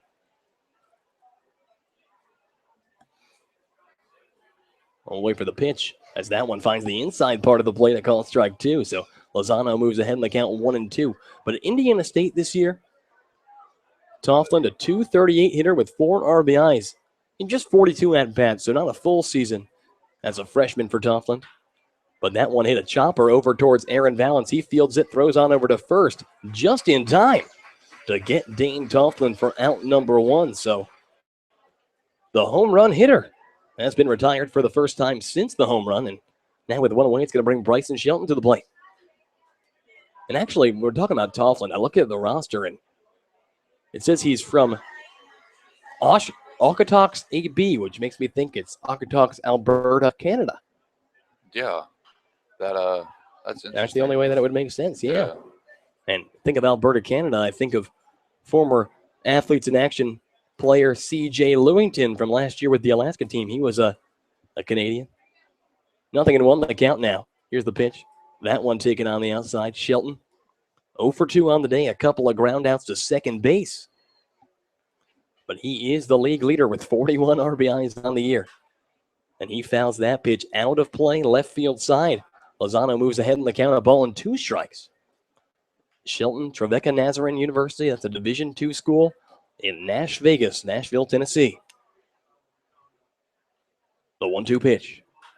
And that one fouled left field side again. So Lozano is going to stay ahead in this count 1-2. He has looked very good going to the 7th inning, I believe. Would tie his longest outing of the year thus far. 1-2 pitch fouled back again. So Shelton, if nothing else, working this count against Lozano. Out of town scoreboard right now. The Cincinnati Steam lead the Richmond Jazz by a score of 6-4. That's in the bottom of the 6th. Irish Hills Leprechauns lead Grand Lake 5-1, and Copperheads lead Licking County 4-3. Here's the pitch there, and that one's going to be fouled out of play on the left field side. 2 balls, 2 strikes the count. Oh, no, the count stays 1 ball, 2 strikes. Chandler, get your scoreboard together, bro. Here's the 2-2 pitch. And that one taken just off the plate. Now evens up the count 2-2. Lozano is 74 pitches in. 47, or now 75 pitches in. After that foul ball, 47 of those 75 for strikes. Through 6 1/3. The 2-2 pitch now.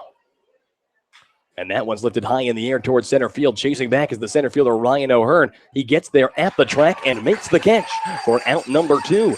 So Ryan O'Hearn had to track about a half marathon out there in the deepest part of center field here at Grady's Field, but his wheels do not do him wrong very often, and he gets there for out number 2. So 2 up, 2 down now, and it's going to bring Kyle Moore to the plate. Moore, the center fielder for these Hamilton Joes. He is 0 for 2 on the day, both of his at-bats resulting in ground outs to short. Moore, a .320 hitter with 27 RBIs. He has 6 doubles, a triple, and 4 home runs on the year, and that's like the reoccurring theme of this game, is that a lot of home run power in this Hamilton Joes lineup. A solo home run could tie this game. Here's the 1-0 pitch, and that one waves and misses. Does Kyle Moore, evens up the count. 1 ball, 1 strike with 2 outs here in the top of the 7th inning. Scouts lead this game by a score of 2-1. 1-1 pitch in the dirt. Moore, the native of Suffolk, Virginia. I don't know how you go from there and end up at Indiana State, but the shortstop Tyler Freese is a native of the state of Washington, and he's at Indiana State, so with the places you'll go. 2-1 pitch. And Lozano gets Moore to chase low and away there, swing and a miss, and 2 balls, 2 strikes, but 2 outs. Lozano 1 strike away from a 1-2-3 7th frame. He looks to the catcher, Don Ring, sets and delivers. Swung on and missed. Hip, hip. Jorge. He struck him out again. That is the 6th strikeout of the day for Jorge Lozano. And he has a 1-2-3 top of the 7th, retiring the Hamilton Joes in order. No runs on no hits and nobody left aboard for the Joes in the top of the 7th. We have reached the middle of the 7th. The Scouts lead Hamilton by a score of 2-1. Don't go anywhere, folks. This one is a thriller. We'll be right back. You are listening to the Xenia Scouts Radio Network.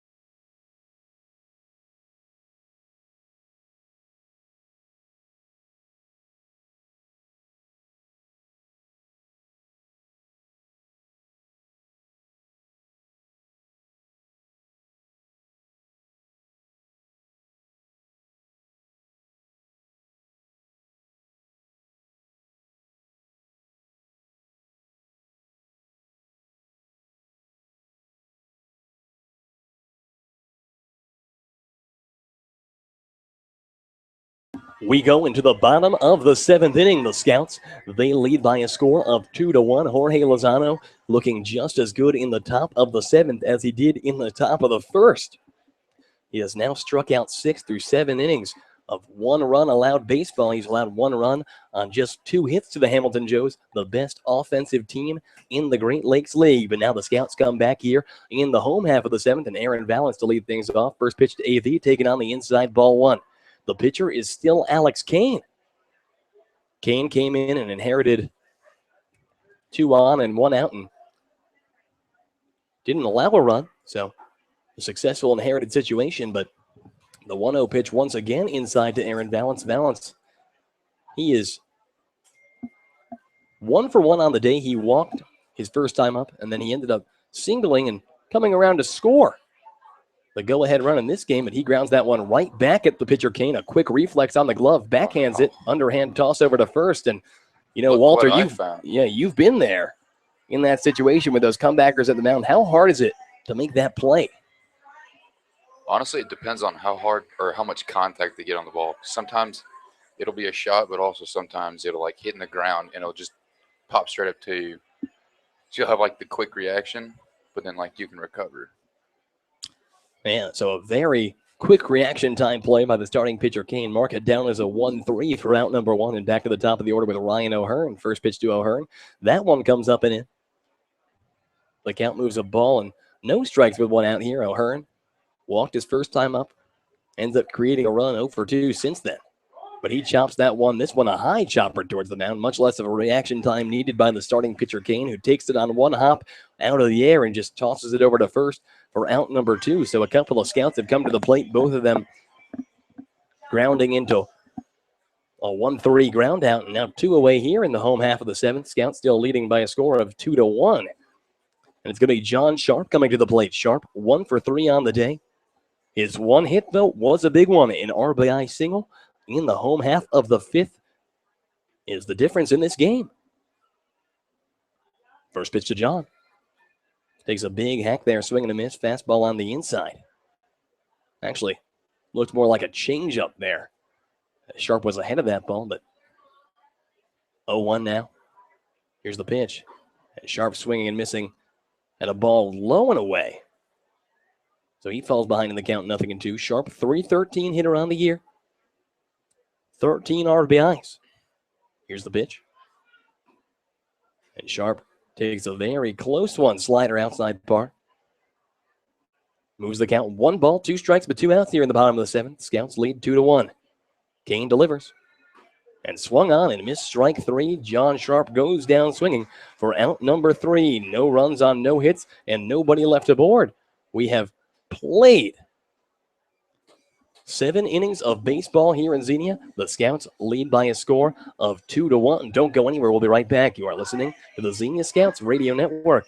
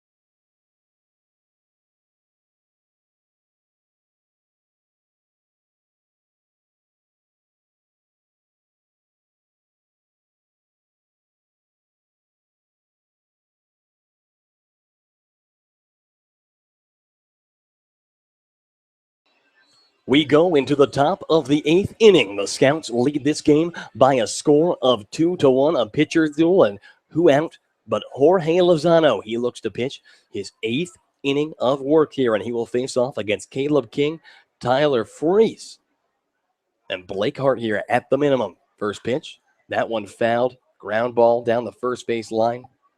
No play on it. Lozano ahead in the count, 0-2. Lozano, 81 pitches. 0-1.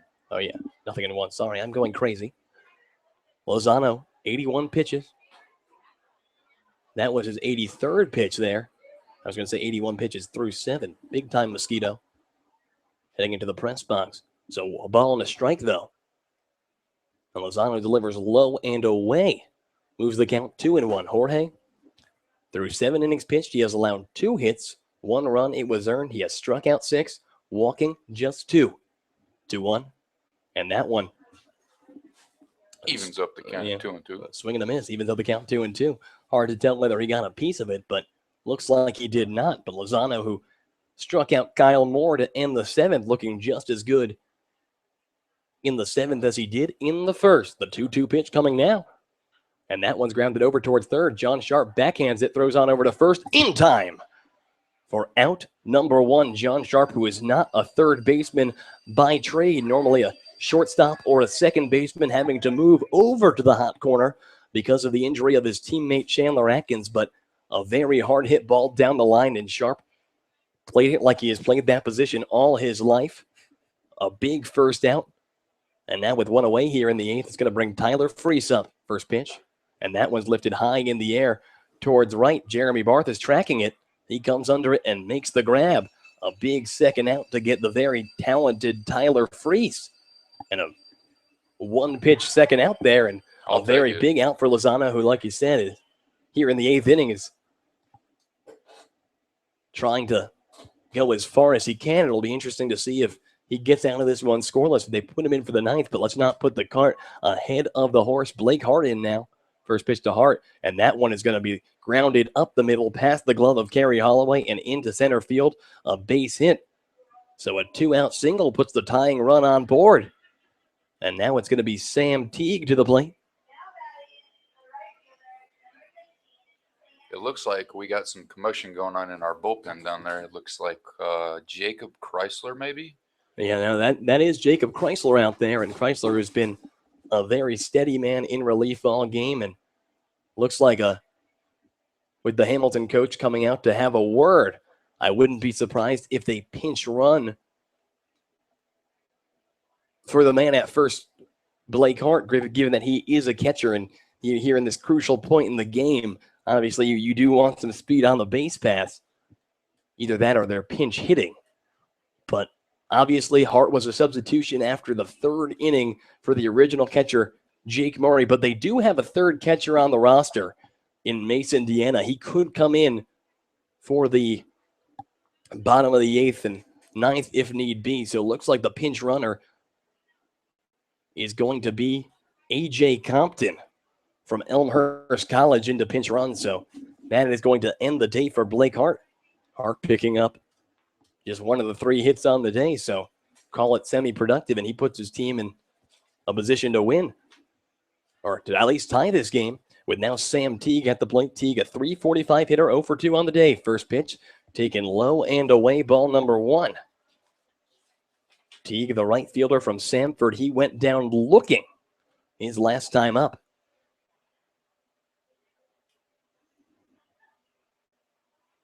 The pitch, and Lozano delivers high. Falls behind in this count, 2-0. Lozano seems to be a bit worried about this runner at first base. Pickoff attempt, not in time. Just keeping him honest. Just keeping him honest there, exactly. So 2 balls, no strikes, 2 outs here in the top of the 8th inning. Another pickoff attempt, another close pickoff attempt. Now remember, for those of you who missed it, Lozano did get a runner on the base pass. That was Tyler Freese back in the 3rd inning, so the pickoff attempts haven't been to no avail. 2-0 pitch finds the outside part of the plate, a called strike 1. So 2 balls, 1 strike With 2 outs here in the top of the 8th, the Scouts lead by a score of 2-1. The runner at first, A.J. Compton. He takes a pretty big lead. Lozano, another pickoff attempt. That one not close. Keeping him honest again, though. 2 balls and a strike. And a pickoff attempt. It looks like they got him in the motion. And the ball, oh no, a throw over to second. And that one gets past the glove of Aaron Valance. A.J. Compton was dead in the water, but Valance could not hold on, so the runner advances. And now the tying run in scoring position, and that is one that the Scouts are going to want back. Time is called as Don Ring's going to go out and have a word with Jorge Lozano. And Lozano, who got him trying to run there, and it was literally an identical situation to what happened with Tyler Freese, where the pickoff attempt was going to force him to go. But A.J. Compton just stayed the course, and the throw from Colt Wolf over to Aaron Valance, the connection was not made. So a runner on second and 2 outs now. 2-1 the score. 2 balls, 1 strike the count. Lozano, he looks to Don Ring. The batter is Sam Teague. Teague awaits the 2-1 pitch, and that one's delivered on the outside. The count moves 3-1. On deck is the number 1 hitter in this league, Ben Spitznagel. A big out here for Lozano to try to make. Spitznagel tripled his last time up. Well, it really was a single with an error, if you think about it, but yeah, I don't know. Jeremy should have just stayed on his feet for that one and just blocked it up. 3-1. Lozano finds the zone there, and the count goes full. 3 balls and 2 strikes. With two outs, Lozano is 92 pitches deep here with 2 outs in the top of the 8th inning. A big jam to try to get himself out of. He sets and delivers the 3-2. Swung on and miss. Hip, hip. Jorge. And that retires the Joes in the top of the 8th. Jorge Lozano gets Sam Teague swinging with ice in his veins. And he is 8 innings deep now. No runs on 1 hit and 1 man left aboard. We are reached the middle of the 8th. The Xenia Scouts lead by a score of 2-1. Don't go anywhere, folks. We will be right back. You are listening to the Xenia Scouts Radio Network.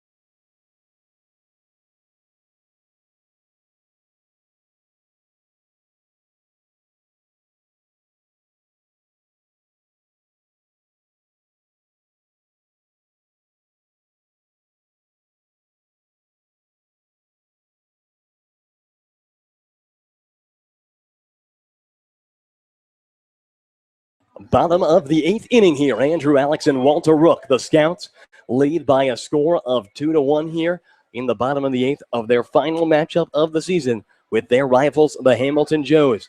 And the Scouts looking to come to the plate for what they hope to be the final inning here, as they will try to slam the door in the top of the 9th in just a few. But a couple insurance runs have never hurt, and they will send 3 of their most productive offensive players, Jeremy Barth, McDonald, and Colt Wolf, to the plate. First pitch.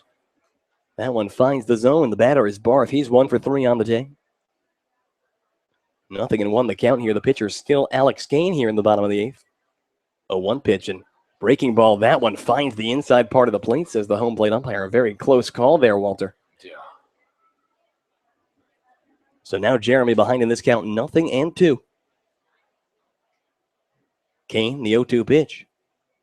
And that one delivers in the dirt and away. Good take there by Barth. Evens up the count, or moves the count to a ball and 2 strikes. Actually, in the All-Star game, this is where Jeremy got his hit up the middle. So let's see if he can do it again. 1-2, check swing. Did he go? Drop third strike. The catcher throws on over to first in time.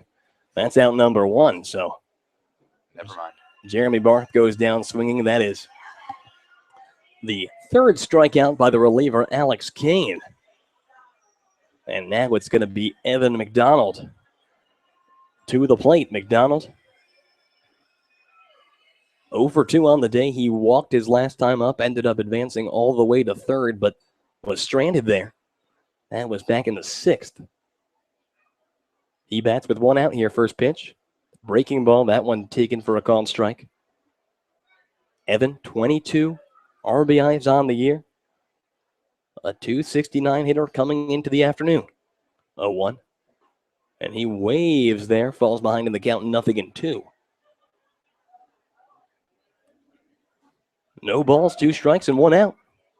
The Scouts leading this game by a score of 2-1. Here's the pitch. And Evan rips that one into left center field, and that's going to drop for a base hit. Evan McDonald, he has gone to down the left field line and into that left center field gap all season. And after falling behind 0-2, he saw his pitch, and he ripped that one there. So the Scouts have a man on board with 1 out now, as they look to bring another one home. And Colt Wolf, the man to do it, as he comes to the plate. Wolf 0 for 2 on the day. Did draw a walk, but Wolf, who came up big yesterday, trying to do the same here tonight. He bats from the right side against the right-handed pitcher. McDonald takes his lead at first. First pitch to Colt. That one's taken on the outside, ball 1.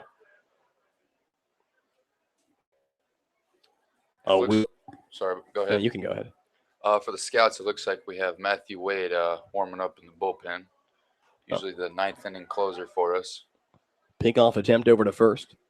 Not like probably the laziest pickoff attempt I've ever seen, with no real intention of trying to get Evan McDonald.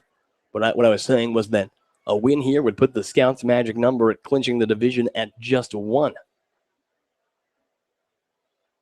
Here's the pitch.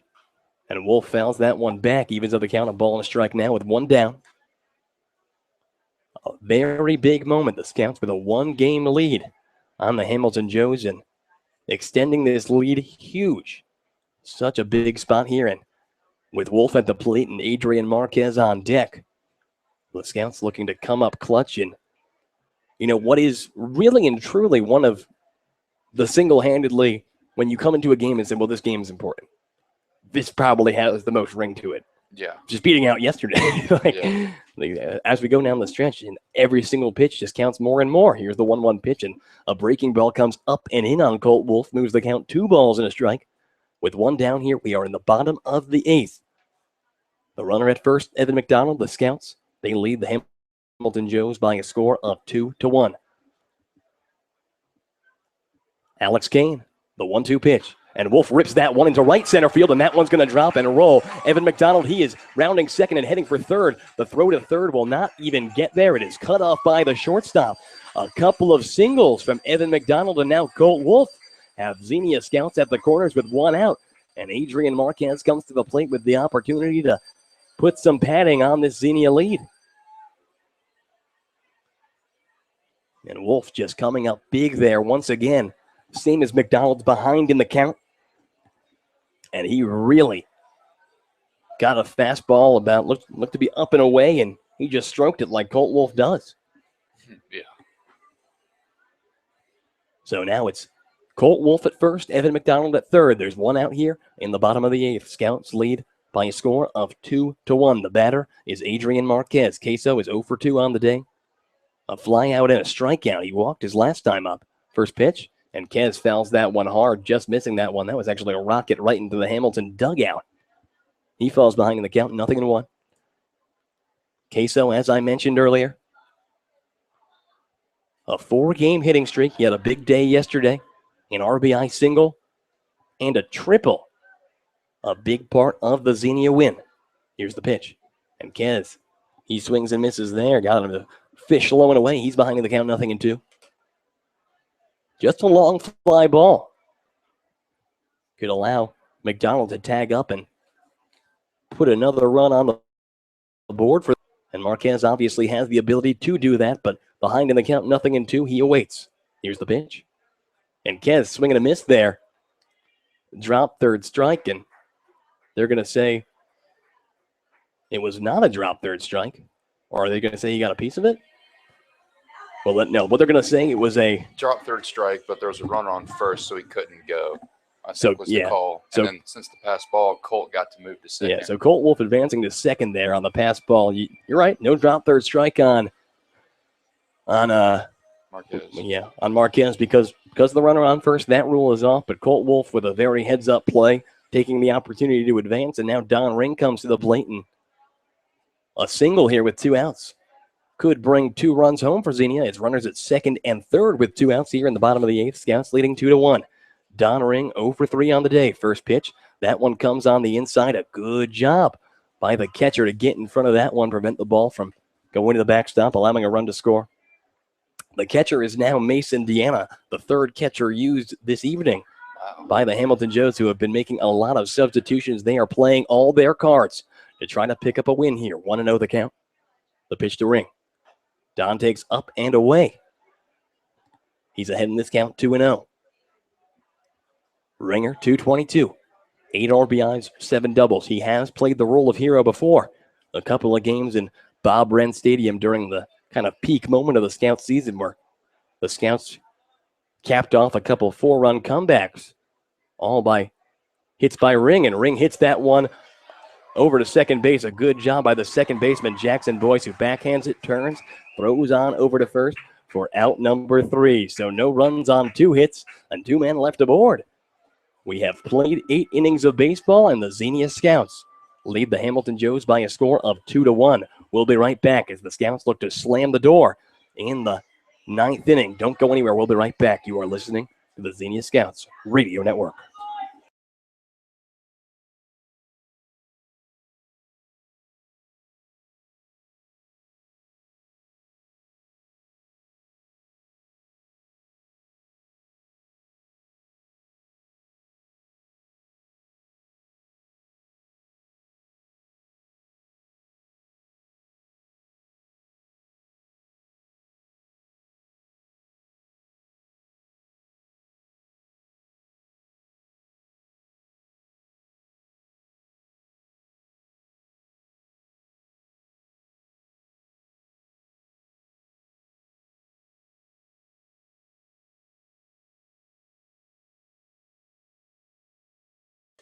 We go into the top of the 9th inning, and Walter and I, we talked about how the Scouts had some work going in the bullpen. First Chrysler and then Matthew Wade, but who comes out to the mound?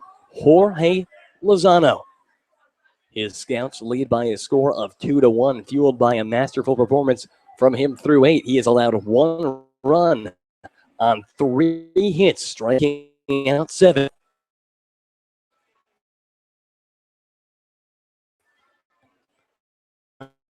And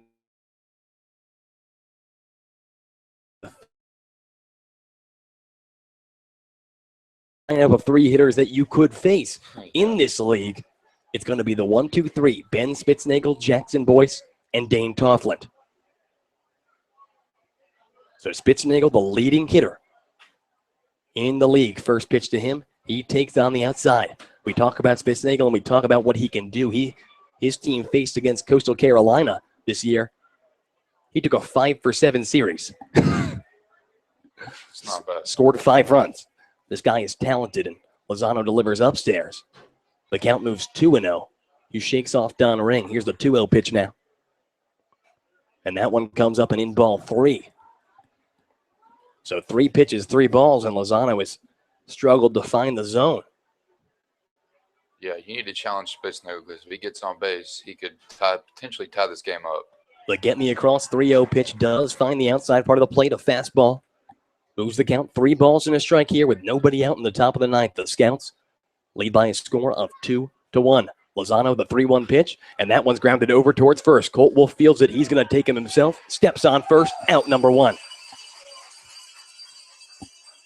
Mark it down as a 3 unassisted in your books. And the Scouts now 2 outs away from putting this one in the history books, Lozano is 99 pitches deep, tying what would have been Walter. When Walter pitched a 9 in a game, he pitched 99 overall. But now the batter is Boyce. First pitch to Boyce. He fouls it back. The count moves 0-1. Jackson Boyce is 0 for 2 on the day with a walk. Boyce, a .364 hitter with 30 RBIs on the year. He hit .294 with 18 RBIs and 197 at-bats in Division I. The 0-1 pitch, and that one's lifted high in the air towards center. Ryan O'Hearn chasing back towards right center field, comes under it and makes the grab for out number 2. Jorge Lozano, 1 out away from going the distance, 1 out away from putting this one in the history books. And the man he will have to face is the only man that has beaten him thus far. It is Dane Toftland, whose solo home run back in the 3rd inning is the only run that the Hamilton Joes have scored all day. Toftland, a .349 hitter with 27 RBIs on the season. He bats from the right side against the righty Lozano. First pitch and breaking ball comes way up. That one got away from Lozano and goes over the head of Toftland. Ball number 1. Lozano seemed to have lost that one. 1 ball, no strikes, but 2 outs here in the top of the 9th. The Scouts lead the Hamilton Joes by a score of 2-1. The 1-0. That one bouncing in the dirt on the outside, and the count moves 2-0. Yeah, if they do let Jorge go this whole game, this will be the second Xenia pitcher to go a complete game against Hamilton. Oh, yeah, you were the other one. I forgot it came against Hamilton. If he gets this win, which he will, we'll have a 3-way tie for first for wins. With 5 pitchers. Overall first in the league with 5 wins, you're right. No, 3 pitchers. Oh, yeah. Or 3 or 4, something like that. Unfortunately, Lozano with the 4-pitch walk to Dane Toftland. And looks here like comes Bubba Cates. And Bubba Cates going to come out to the mound, and they are going to pull Lozano. So that's a tough way to go down. 2 outs here in the top of the 9th. A runner on first. The Scouts lead by a score of 2-1, trying to get their magic number down to 1 on clinching the division. And Cates is going to come out, and we will see if he will leave the ball in the hand of Jorge Lozano.